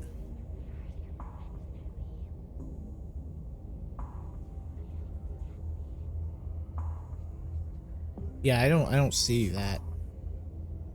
The end of the sprig is leaking sap onto the countertop. It's fresh. Oh. Where? Now we can... Reese stops mid-sentence as he notices you staring at the plant. The axe is in front. Yes, the axe is here. Oh, is it in front of the sprig? Oh, that there. There. You got it. He stoops to pick it up. Does she make her own medicine? That's kind of weird. That's usually not a thing most doctors do, believe it or not. He puts it down, but not before breaking off a berry and sliding it into his pocket. I don't think she's allowed to do that. She's not a pharmacist. This room is just for storing stuff. She orders for patients from the pharmacist in Brevard. Why would she be making her own? Probably something for you, honestly. I have weird suspicions about you. Before you can answer, the two of you hear something in the distance and turn to listen intently. That was the door. That was the door from the house. Come on, if we hurry, we can get you back downstairs. I'll run interference. Go down quick. You hear her approaching, now floorboards creaking in the hallway on the other side of the office.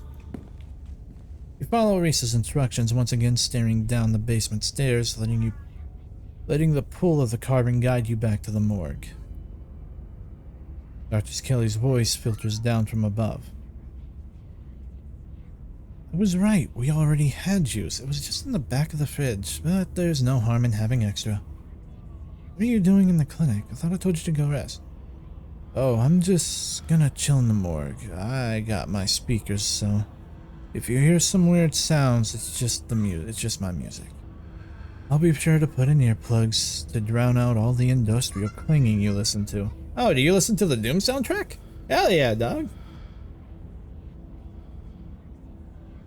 You know, I'm not the biggest fan of you spending time down there.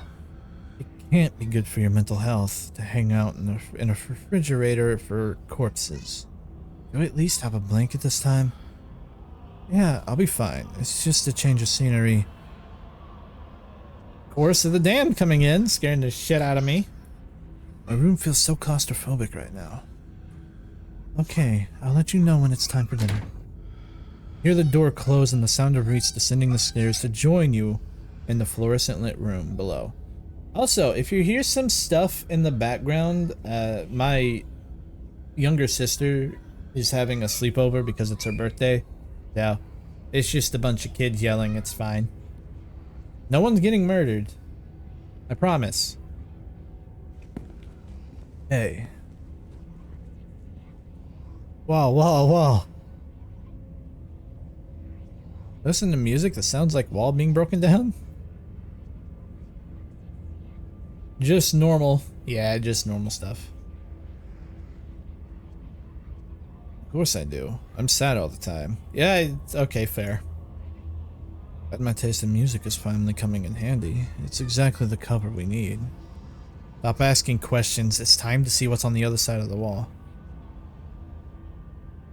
Let's do this. I've had it. Hack in half. That sounds a lot more wet than I'd expect.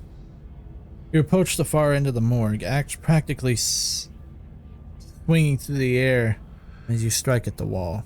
The first cut offers a surprising amount of resistance. There's some structure behind it. Some wood frame holding it in place, trying to stand between you and what waits for you on the other side. Stagger back from the massive hole in the wall and admire your effort. Wow, I really went to town on that damn thing, didn't I? Holy shit. Splintered edge frames dark passage, seemingly cut deep into the side of the cliff. Cold seeping from a forgotten place into the already frigid morgue. Reese coughs as he takes a better look at what lies beyond the wall. Lies beyond the wound in the wall. I promise, I know how to read. I just read too fast for myself. There's a whole hallway back there. Are you a werewolf? You're a werewolf, aren't you? I imagine you're a werewolf. Ah!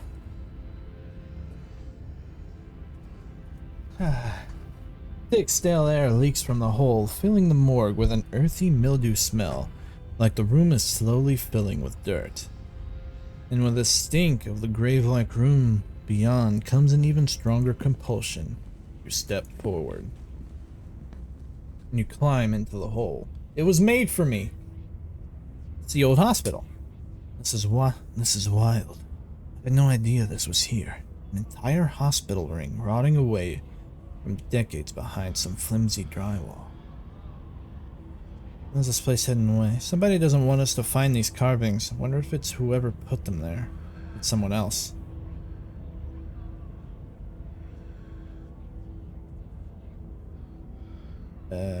I'm probably gonna pass out when we find this thing. Don't be too worried about me. I'll be fine. Just give him a heads up. Thanks for the heads up. You step forward into the unknown. You don't bother to retrieve the axe. Find a wall concealing the carving is rotten, water damage having eaten away at the wood over the course of unknowable years. The planks nearly reduced to sawdust. Tear into it. You see, the wet makes more sense for that. It makes sense for the wall, but it makes sense for that. I have 9 notifications.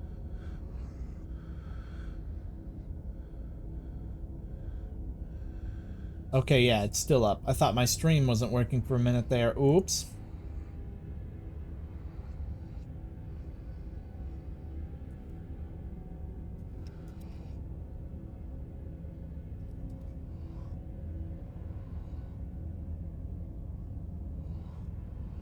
There it is.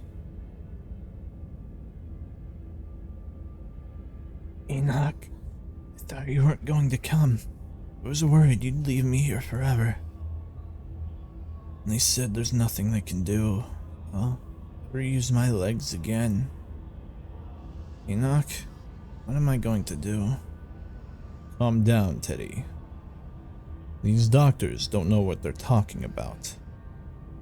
I've been doing my own research, and I've found us an alternative. We won't have to worry about anything from here on out. I promise. I went to talk with the witch. The witch? That's nonsense. It's alright. It's all sorted. We're taking you home today. And everything will be resolved by this time next week.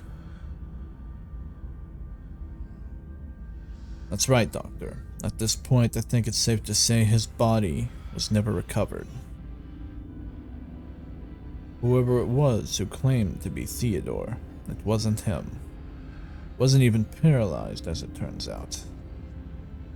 Just some grifter trying to take advantage of the tragedy. Okay, so everything goes black. Your vision swims back into focus, and it takes a solid second or two to reorient yourself.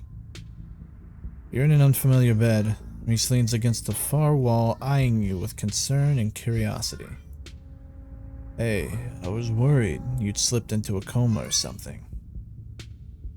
You tore down a wall like a wild animal, found some weird carving and collapsed. I think you might have had some kind of seizure. I know you warned me this might happen, but are you okay?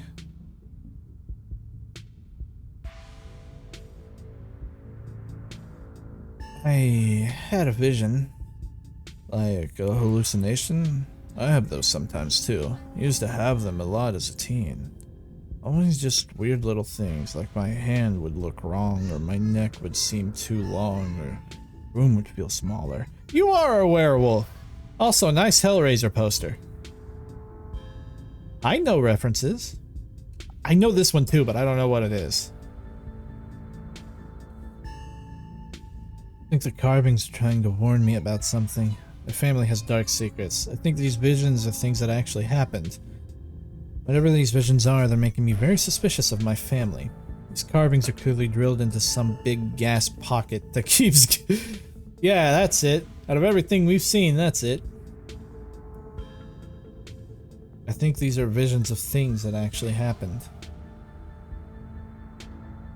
Whoa, I wonder if you'd see anything else if you went back in there. Or if there are more around town. Maybe you collect them. Maybe you collect them all, you'll unravel whatever the big mystery is. Seems fun. It's been dangerous. Several of my friends got possessed last night, and one of them is currently missing. I probably should have went to look for her first. And Sybil freaks me out. She scares me now. No mountain didn't collapse? No ghost? No, nothing. It just fell down, twitched a little, and then you seemed stable. I carried you back here. That was a few hours ago.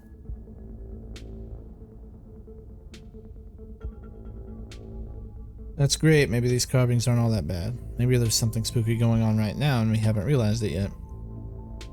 Mostly normal day this week. But you have a delicate constitution. Yeah. That must have been one hell of a constitution save you through. What? It wasn't super far or anything. I just picked you up and carried you. I might be sick a lot, but that doesn't mean I'm made of paper.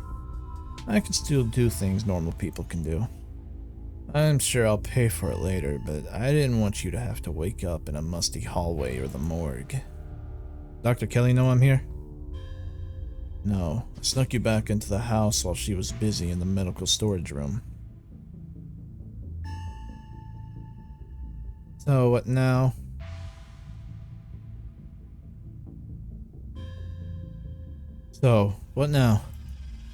We might be stuck down here for a little bit. The doc is on the warpath up there.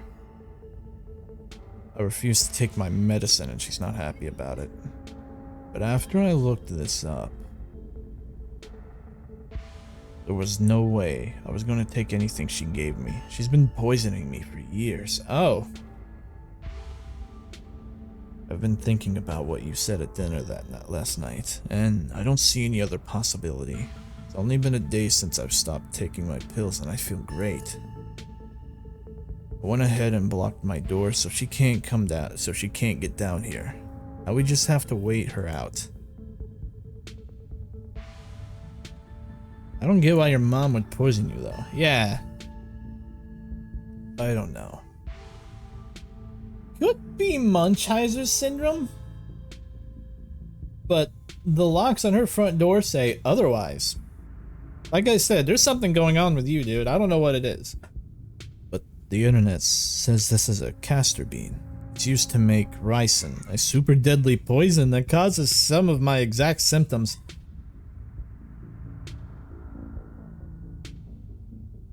So, ricin.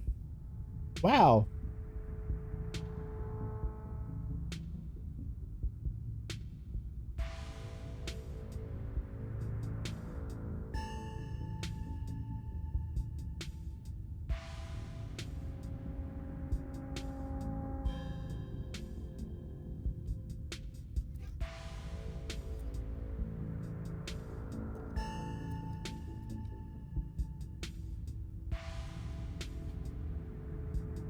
And death, usually.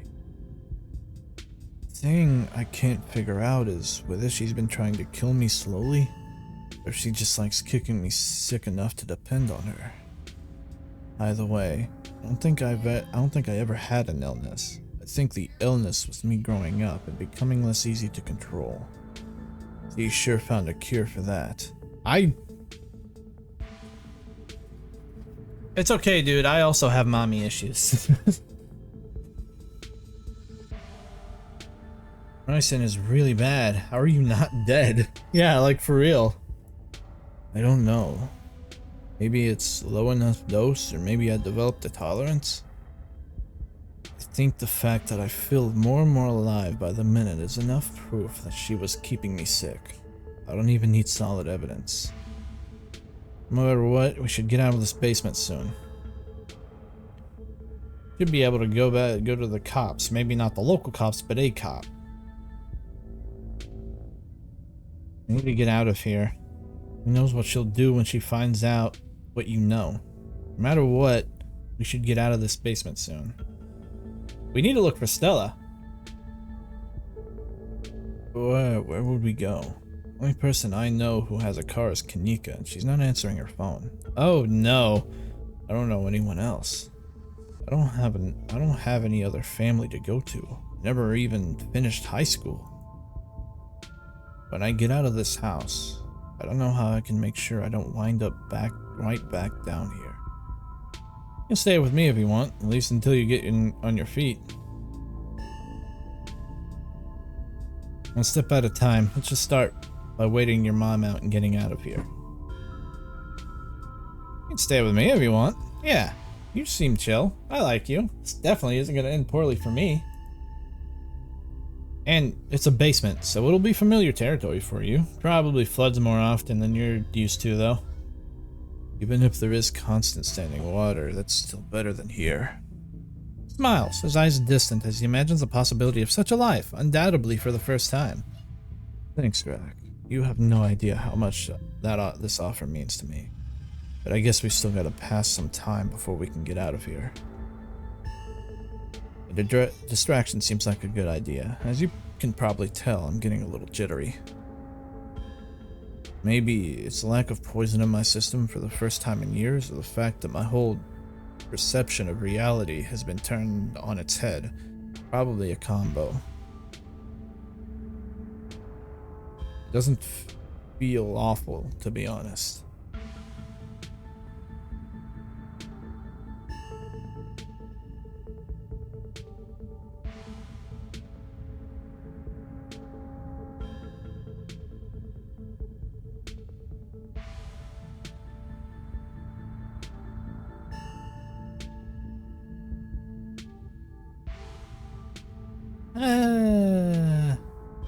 You could always draw me.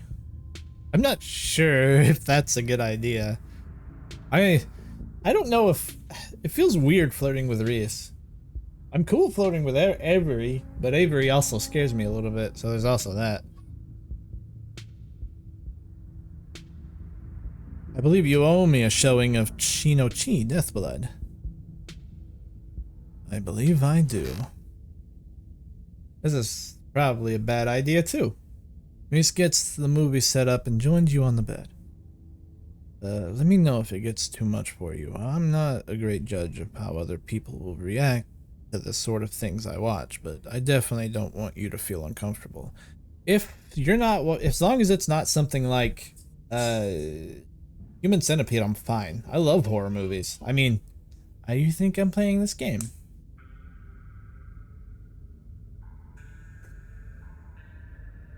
But I would probably go for a full time. I will be right back though. I have to pee. It'll be real quick.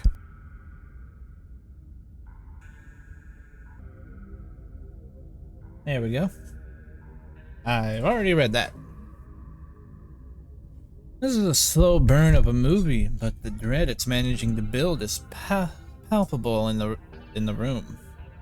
Maybe that's just how it feels down here all the time. With the grisly paintings, lack of lighting, cinder block walls, and of course the fact the woman currently lurking upstairs had been poisoning her son since his teens. I've seen a couple of this director's other films, and they're all interesting, though this is probably the best introduction of his work. The way it jump cuts to seemingly unrelated TV show recordings that then wind up typing back into the narrative adds a level of realism and depth to the world that I find really engrossing. It's found footage used to its fullest. Like, I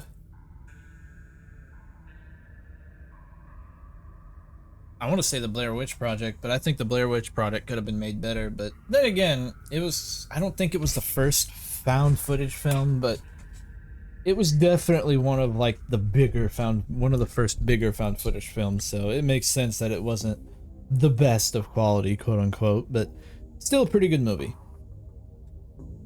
I can't believe I'll be able to just do things from here on out. Watch movies with another person.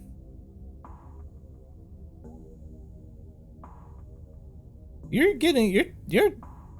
not the same as you were before. You're changing physically. Like, or talk to people, ever. You can hear the difference in energy now that Reese hasn't had his daily dose of poison. He's uncharacteristically chatty, clearly not used to talking to another person, let alone when he has the energy to carry on long conversations. Something is changing inside of him, and outside. Like, that's not how ears look, and I'm pretty sure he has longer canines. He's a werewolf, 100%. Reese. You feel different, like your whole personality is changing. Is everything okay? Everything's more than okay. I haven't felt this good and I don't think I've ever felt this good. The man on the screen yells potence of doom into the camera, trailing off into wordless scream. The plot is really heating up. I love that there are all these distant sort of Is that? I don't know how to say that word. Vignettes, I want to say is how you say it, but I'm not sure. Little pockets of horror that affect a small number of people. But only once you start to see how they fit together can you realize some fundamental horror about the universe. Oh, I know what movies he's talking about. I love these kind of movies. There's one that takes place in like this small town. I think it's called Hell Highway or something. And the entire thing is a loop. Like, it ends pretty much exactly where it started to show that it's a loop. I'm not gonna give away any spoilers for it, but it is a damn good movie if you like those type of horror chronologies and sort of things like that. If you love those kind of movies, definitely try to find this movie that I'm not even sure is called Hell Highway. But it's something like that. I swear it's something like that. And then it sees you back. Incredible cosmic horror in the truest sense. Yeah. Reese is becoming very animated. Probably safe to assume that he's dealing with a lot of extra adrenaline right now, but with his entire reality turning out to be a lie. He's also talking over the movie. More than just something that's changing in Reese, it's everything. There's a knock on the window.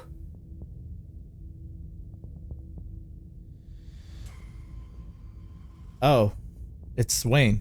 Drac, don't get any closer to that thing. It's time to go home. That voice. I know that voice. Who's been following you around? Without another word, Wayne starts pounding on the window. Good luck, freak. That glass is shatterproof. Why would you have shatterproof windows in your room? Enemies upstairs, enemies outside. We're surrounded. Even if I get out of this house, I won't be safe. You won't be safe. I'll be fine. What do you mean? Wayne isn't going to hurt you. He hasn't hurt anyone.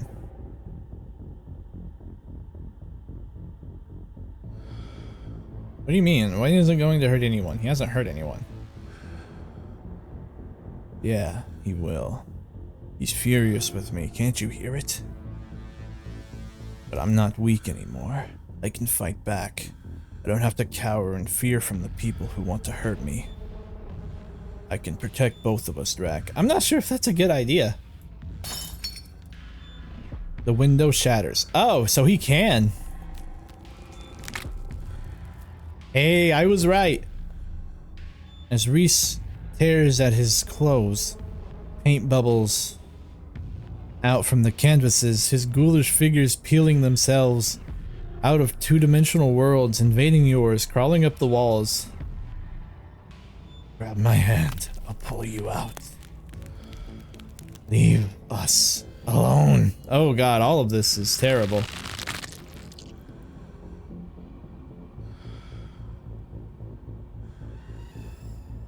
Does this count as calling it? Because I think I called it. 100%. And the surge of violence, the change that has been brewing inside Reese finally comes. As it manifests, the broken basement window is sealed off and Wayne along with it. This is a terrible idea. Actually, real quick, we're gonna... Yeah, that's a delightful image. I can't wait to scare the shit out of me when I boot this game up later. Stay where you are. See, feel strong now. Save us. Stay here. I'll be right back. I just have to deal with the doc. Or, well, Reese storms up the stairs, leaving you with his smears.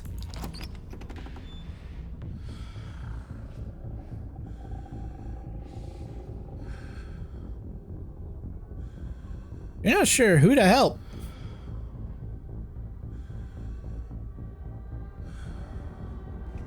Best to see how things play out. You make your way to the door that beckoned you yesterday. All intrigue now washed away. You know where it leads, and you know what secrets the stone has lurked in the forgotten basements of the clinic had to share with you. Now the clinic holds a new horror. Somewhere beyond the narrow hallway leading from the house proper into Doc's office, there is a monster preparing to do something unthinkable. You grasp the handle and turn. Duck!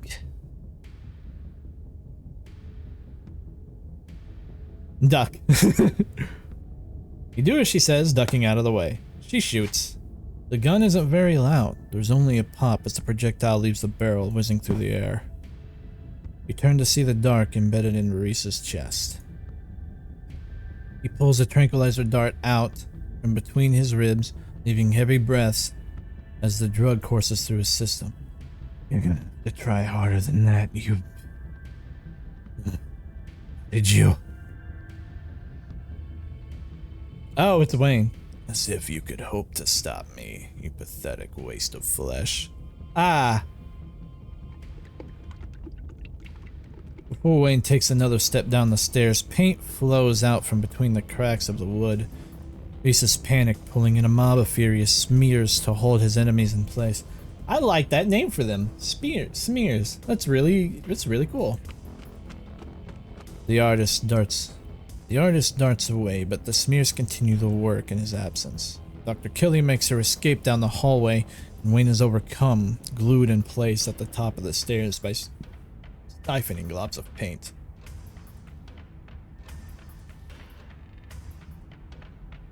Run after Dr. Kelly. You run forward, braving the onslaught of smears, dodging them as best as you can. Try to see where Dr. Kelly went. The door in front is smothered in paint. Hey! Dr. Kelly's voice crackles out from unseen speaker. You, Drac. I'm stuck in this safe room. I can't help you from here, but you can help the both of us.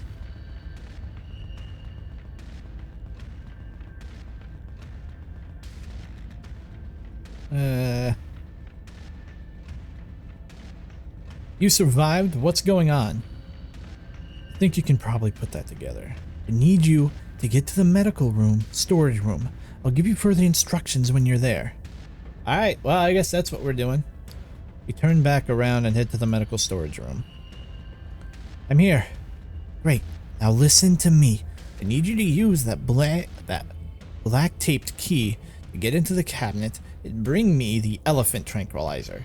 Oh, okay, that's what we're doing. It's a bottle labeled fentanyl. Bear tranquilizers clearly aren't going to cut it anymore.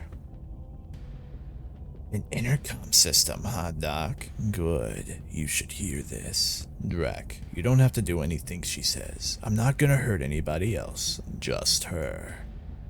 If I don't, you and I both know she's going to shoot me full of elephant tranquilizers. Did I hear that right? Shove me back in that basement, or maybe someplace even worse, and keep killing me every day for the rest of my miserable existence. I feel amazing right now, better than I've ever felt in my life. I'm not dangerous. She's scared because she knows he has to finally pay for what she's taken from me. I'm not gonna let you kill someone, Reese. Get the two of you. I don't feel like I should get in the middle of this. I just want to go home. I'm on Reese's side. Sorry, Doc. Wayne, help me. I'm not gonna let you kill anyone, Reese. Why not? She wasn't afraid I might die. Does she know those tranquilizers aren't going to kill me? Does she care? Trust me, Reese. I've always been careful with your medication. I want you to live. I love you. Tell yourself whatever lies you want to, Mom. If you wanted a good relationship, you had your chance, and you decided to convince me I was dying instead of just letting me exist. Don't try to spin it like I'm some kind of crime of passion now that the consequences are staring you in the face. Wayne's cool. I'm liking Wayne more and more the more this series goes on. Up. Reese cries out in pain. What the hell did you do to my shoulder? You see for a brief moment something coming out of Wayne's sleeve. Just a flash of pale yellow, then it's gone, slithering back into Wayne's clothes. I'll handle it. Try to get somewhere safe until then. The two stagger off down the hallway. Quick, grab the tranquilizer and head for the safe room. Yeah, sure, why not?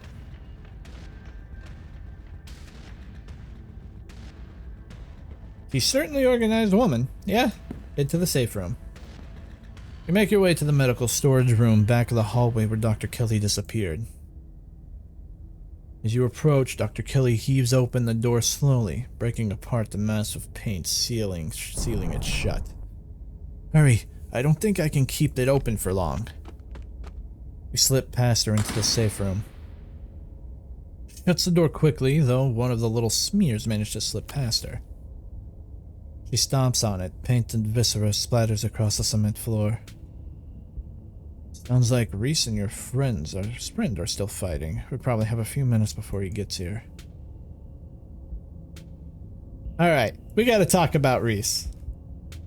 Yeah, I bet you have questions. Go ahead, I have nothing left to hide.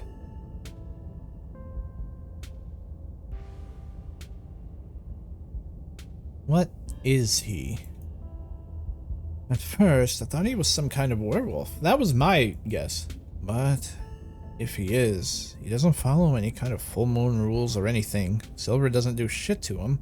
And you've seen what he looks like. It's just weird. Yeah, it's not full-on werewolf, just monster. Almost wish I could examine him while he's fully transformed. I'd be fascinated to know what happened to him. Oh, his body does that. That's kind of fucked. But he seems pretty hell-bent on ripping my throat out, so I guess that'll just have to remain a mystery. When did you find out? A little after he hit puberty. Got all the usual changes, then a few extra. Thickened nails, sharp teeth, elfish ears. I figured he might have some kind of genetic disorder. Had him checked out a few specialists, but there was nothing obviously wrong with him. Then we had an argument, and he changed right in front of me. Nothing like what he is now, just a couple inches and some facial abnormalities. Enough to be noticeable. I was scared he could see that, and he stopped. Thought it was a one-off, maybe a hallucination. The second time, it wasn't as subtle. Didn't go away as easy. But I knew for sure that this was something beyond my realm of expertise. How did he not know what he was? I've been medicating him since he was 12. We've only had 3 incidents like this before, maybe 4, depending on what counts. This is the worst one by far. He doesn't seem to understand at first that he looks different. I just make sure to stay on top of his diagnosis. He rarely ever does. Stay on top of his dosages. But I've been preparing for this inevitability. He's an adult now. There's only so much I can do to control him. Why did you start poisoning him? Dr. Kelly sighs. Can we stop calling it poison? Yes, it's poison, but the act of me giving him poison was not me poisoning him. It was medicating his illness. It started when he was around 15. I'd be giving him increasingly high dose of Klonopin. I don't know what that is, but his body kept adapting and his symptoms would come back, especially if we ever fought. I couldn't keep ordering all those drugs. It was already suspicious and I could risk losing my license, especially if anyone ever found out what I was using them for. Someone approached me with a solution. I took it. I think I know. I've been dealing with this emotional and mental consequences of the decision ever since. Sybil did it, right? Because it's a plant. It was Sybil, 100%, who gave you the poison. Rapochi, what did they say? Dr. Kelly gives you a long, hard look. I don't want to talk about that woman. But screw it. I might die tonight. I'll tell you, it was... That's all I had to say about that. It was Sybil.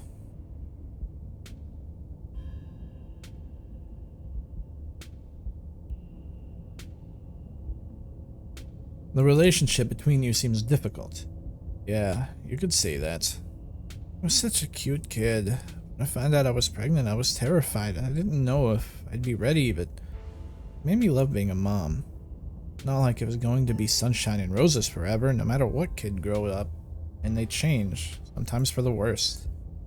This is part of being a mom too, doing what you can to make sure your child is brought into the world isn't going to go around eating people. How do you know he's dangerous? Well, he wants to murder me, so that's a clue number 1. Not like he's usually a violent kid, he's mostly just sad, but... Can I give a spoiler for something that already happened in another play of mine? If you want... Sure, go ahead, I'll let you spoil one thing, but that's it. We butt heads, and that's usually when this side of him comes out. Imagine if this happened anytime he gets frustrated with anyone. Imagine he gets road rage one day, turns into a 12-foot tall monster with a million teeth, and rips somebody apart in the middle of a major metropolitan area. I still feel like there's better ways to do this rather than giving him ricin. I think that. Yeah, he's dangerous. Doesn't mean he's dangerous. I mean, you're the biggest threat to him.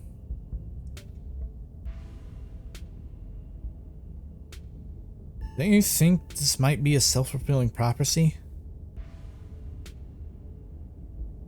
It doesn't mean he's dangerous. I mean, you're the biggest threat to him.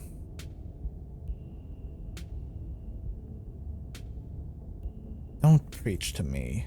Sure, right now I'm the focus of his ire, but who's to say he's just going to find a new target once I'm out of the picture?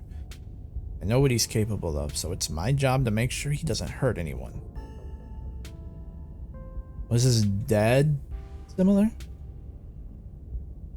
Strange little smile creeps across Dr. Kelly's face. I wish I knew. It just kind of happened. I wasn't seeing anyone. I just woke up pregnant one day. How impossible that sounds. I'm a doctor, for Christ's sake. That is weird. I played without drinking any tea in town since Sybil supplies it for everyone, it seems, and when it comes to the tea reading section, I could refuse something I couldn't before. And she seemed to command her daughter in a certain way. I did notice that too, and Mystic kind of allowed me to slip out of that a little bit, but I noticed it too. I kept having these weird dreams, almost like sleep paralysis episodes. Romantic sleep paralysis episodes. They were actually kind of sweet, but they were just dreams. But then all of a sudden, my period stopped, I got morning sickness, and roughly 9 months later, Reese. So the tea looks adulterated. You mean altered, right? Like it's been messed with? Because I agree.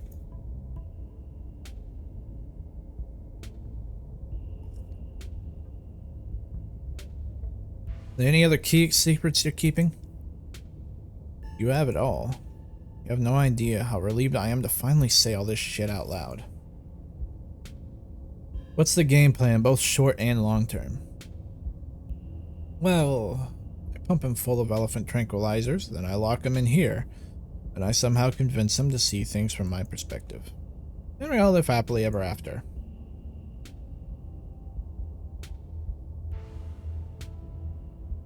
I don't know if you chose Sybil as the cat, but if you did, you saw the game. You saw that the game doesn't let you select her because you can't already be the cat and comes back. No, I didn't select her. There has to be some other way. It just can't, it's just gonna make him feel trapped. So you're gonna lock him away again. So you're gonna lock him away again? Yeah, it's either that or he dies. God knows I don't want that to be the case, but you gotta work with what you got, what you've been given. And what I've been given is an ethical dilemma with no good outcomes. Just have to decide which is the lesser evil. If you select it, the game tells you to choose another. Oh, okay. I chose... Who did I forgot who I chose. Yes, Gretchen is alive.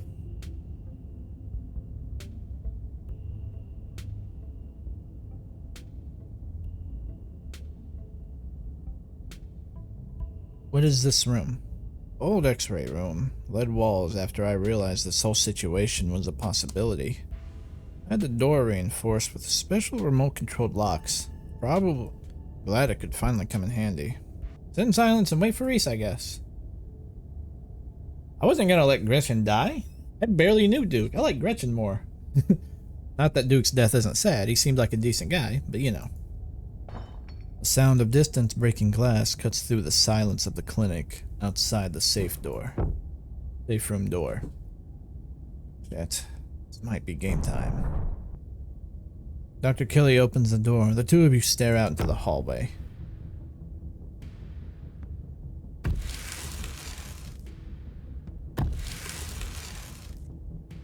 He looks like a horse.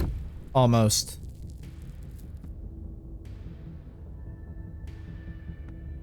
Is this what you were so afraid of? And over the tranquilizers. This is our shot.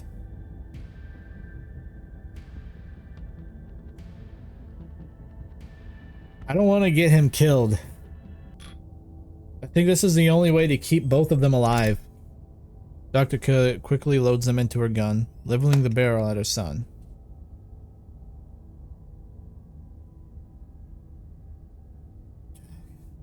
thought we were in this together. Ah, I feel terrible. Thank God. Dr. Kelly sighs heavily, staring down at the warped figure of her son. I can drag him into the safe room on my own. I'll meet you at the front when I'm done. Leave her to it. You return to the entrance of the clinic. Everything is quiet now. Only streaks of paint where Reese's minions had once roiled out of the cracks of the wood. No one dies today. Thank God. I hope you understand that this needs to stay between us. I don't care how much you feel like you need to share what happened with other people.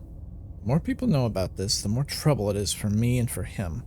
I don't need any more well-intentioned escape plans.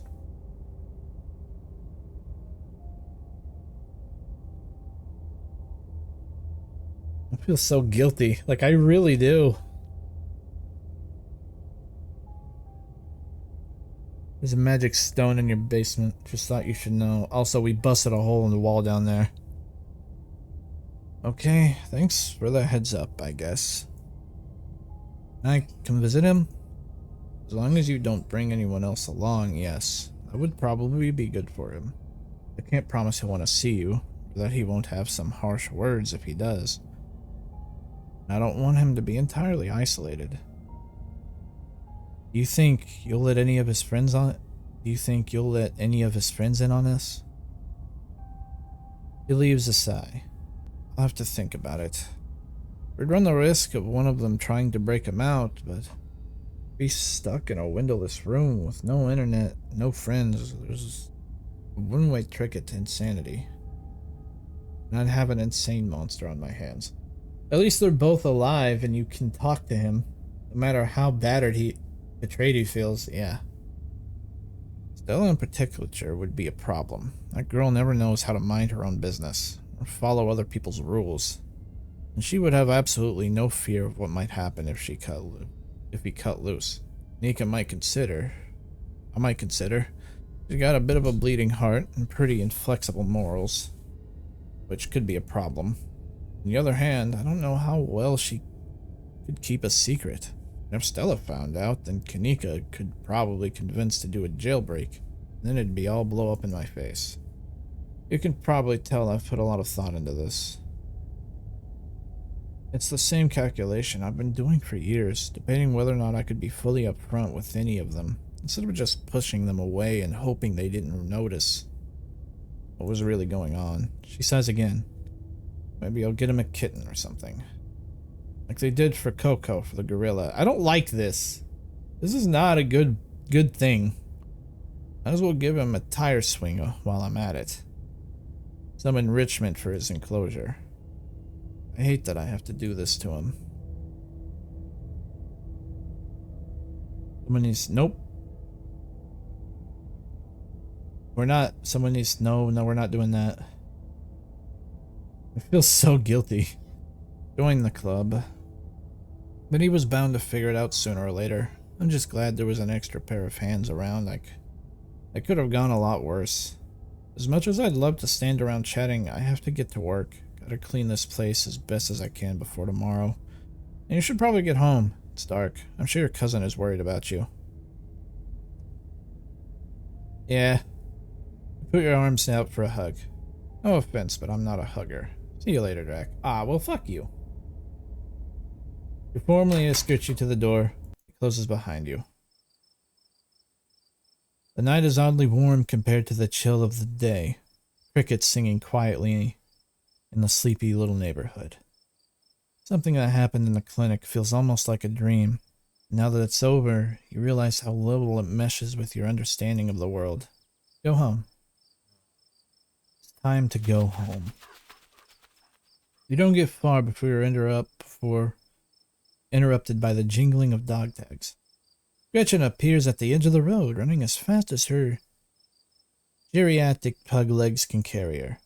Gretchen seems distressed. She whines, she stares up at you from the ground, and eyes desperate, anxiously jumping back and forth and darting away when you try to lean down to her.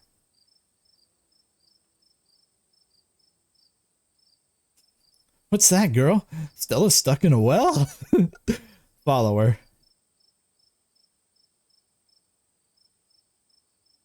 What happens in exorcism? Are you aging or Tabitha? Tabitha is. I tried to do it for me, but Tabitha said, no, fuck that. I'm doing it. So I tried.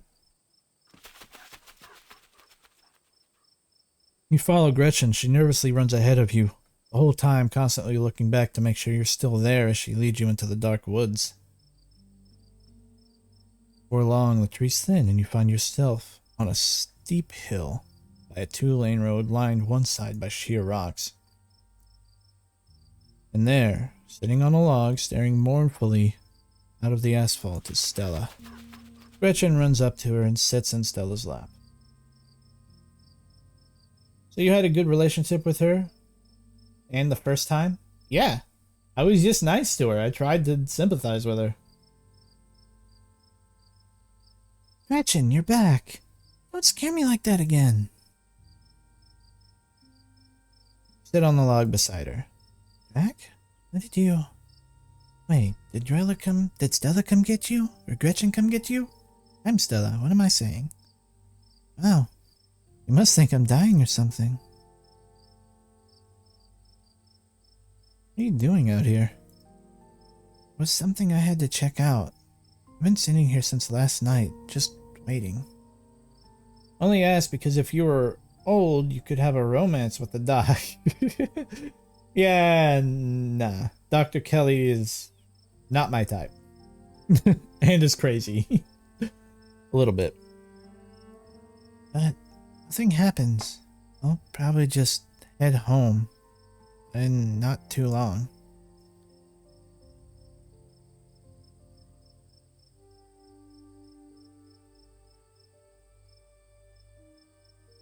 What is this place, Stella? Why are you...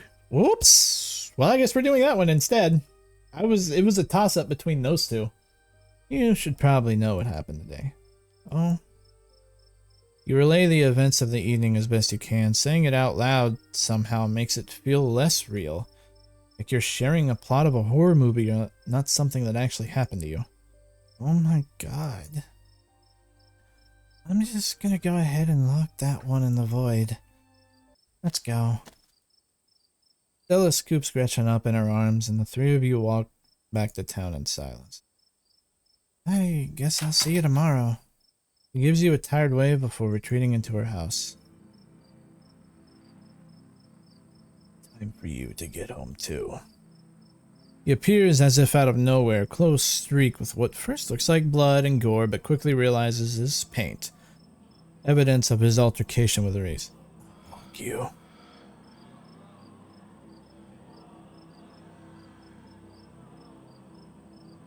Thank God you're okay. I was worried Reese might have gotten you. Thanks, I appreciate the company. Shall we? Wayne walks just ahead of you in near complete silence. Did you know Reese was like that? I knew he was different. How exactly, I wasn't sure. No. Thought you wanted to stay at the estate. Aren't you going to lecture me?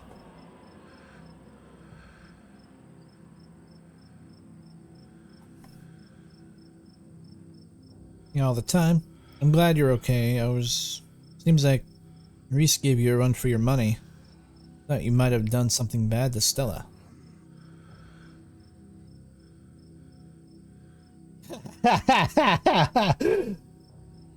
Do I want to flirt with a dead guy? Found my family's death records today. Things aren't adding up. Thought you might have done something bad to Stella. Didn't have to. She didn't have it in her to stand by your side. Remember that. You won't be there if you need her. I don't care. I still like her. Thought you wanted me to stay at the estate. Aren't you going to lecture me? You are free to make your own decisions, and those decisions have been made. I know that something pulls at you, and I know that you cannot stop until your task is finished. I'll keep you safe while you do what you must. Why are you following me around? Why not Stella, Kaneko, Sebla? Why not Tabitha? Because you're special. As far as I know, he could just be a corpse controlled by those roots. Could be. But why? Why am I so special? You simply are. But it's just a theory. We still don't know what it is. Yeah. Do you not feel the ties that bind us? They are unbreakable. You don't need to keep coming up with new topics of conversation to feel the science. You're tired. It's been a long night. You should rest. Ah, I wanted to get more information out of him. Damn it. Alright, well, that's fair. Dwayne remained silent for the rest of the journey back to the estate. I'm sure we'll see each other tomorrow. You should try to spend some time with that old building before you head into town. Tabitha won't be around, too busy at the mines. Forbidden places won't be forbidden without her there to stop you, and you might be surprised at what you find. Until then, sleep well. He disappears into the underbrush. Go home. The estate feels empty, the wind howling through its abandoned halls, the very foundation creaking beneath you. Your cousin must have already gone to bed.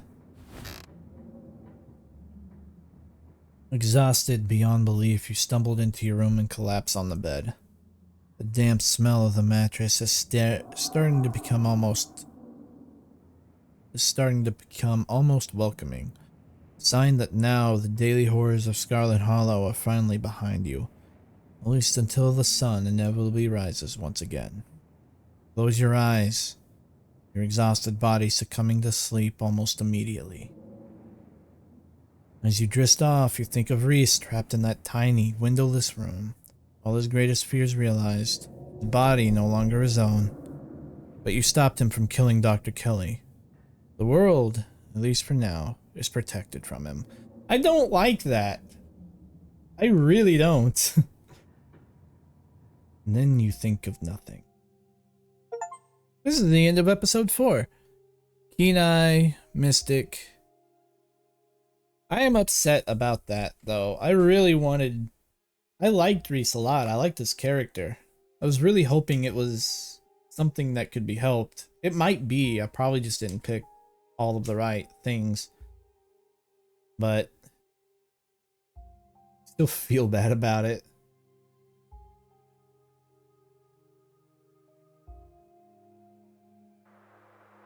Congratulations for finishing all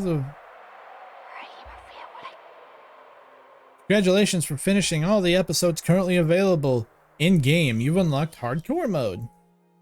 Hardcore Mode allows you to select 3 traits at character creation, but you'll no longer be able to use your traits to avoid consequences of major decisions. This penalty only applies to hardcore runs. Have fun, if you dare. If you'd like to continue with this world state and episode plays, please save your game now. I would, actually.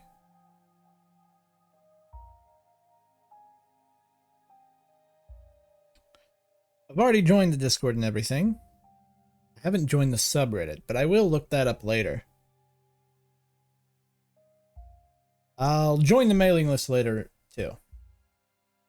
Damn. I'm really liking this. Continue. Man. I'm definitely going to be doing more of this when it comes out. I am really happy with this. Welcome to the waiting room now. Yeah.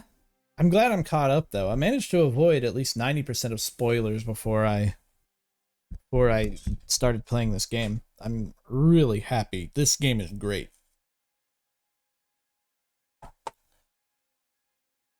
Okay. I'm gonna give everybody their due diligence. Ooh. Rebellion, the teens, someplace far away. Tabitha's theme. I've never heard a banjo sound like that on the opening track. It was great.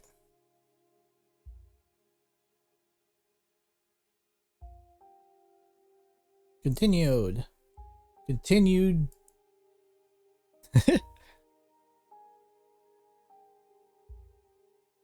everyone who support us along the way. Thank you for making excellent games, developers.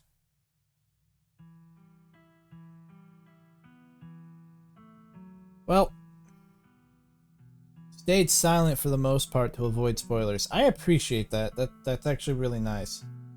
This is turning out to be something that I really enjoy, and I can't wait for more episodes to come out. I'm assuming there's gonna be 7 episodes, since I think we arrived on Sunday and the funeral is on Sunday. So I'm assuming there's 7 episodes, because each episode seems to take place during a day. I'll definitely be looking at the recap next time, because I don't know when the next one of these are going to come out, but I'm probably going to forego whatever the hell I was playing earlier and play that instead. So thank you so much for joining me. I really appreciated the company and the insight, the little bit of insight you gave me. I figured that there was something up with Sybil from the moment that it's worth playing again. Each trait allows unique paths. There's romance with all characters. I wanted to romance Avery. That's the one I want to romance. Avery or Stella. Well, either way. This is going to be the end of this episode. I don't want to play it again yet. What I want to do is I want to complete this run fully before I, play any more of it. So for right now, I am gonna call it. I'll start something else and play it on Saturdays. But for right now, this is kind of where I want to leave it. I'm very weird about games like this. I always like to just have the game sit the way it is, so that way I know where I left off. I know what talking points I need to continue. I know what traits I have, that sort of thing. I might play it more in my off time. I might not, but thank you so much for joining me. I really appreciate it. I do have something I need to go do right after this, so next chapter next year. Okay, that's fairly far away, but still, it should be fun. Actually, that's not that far away. But anyway, yeah, good night. Have a good night, everyone. Bye.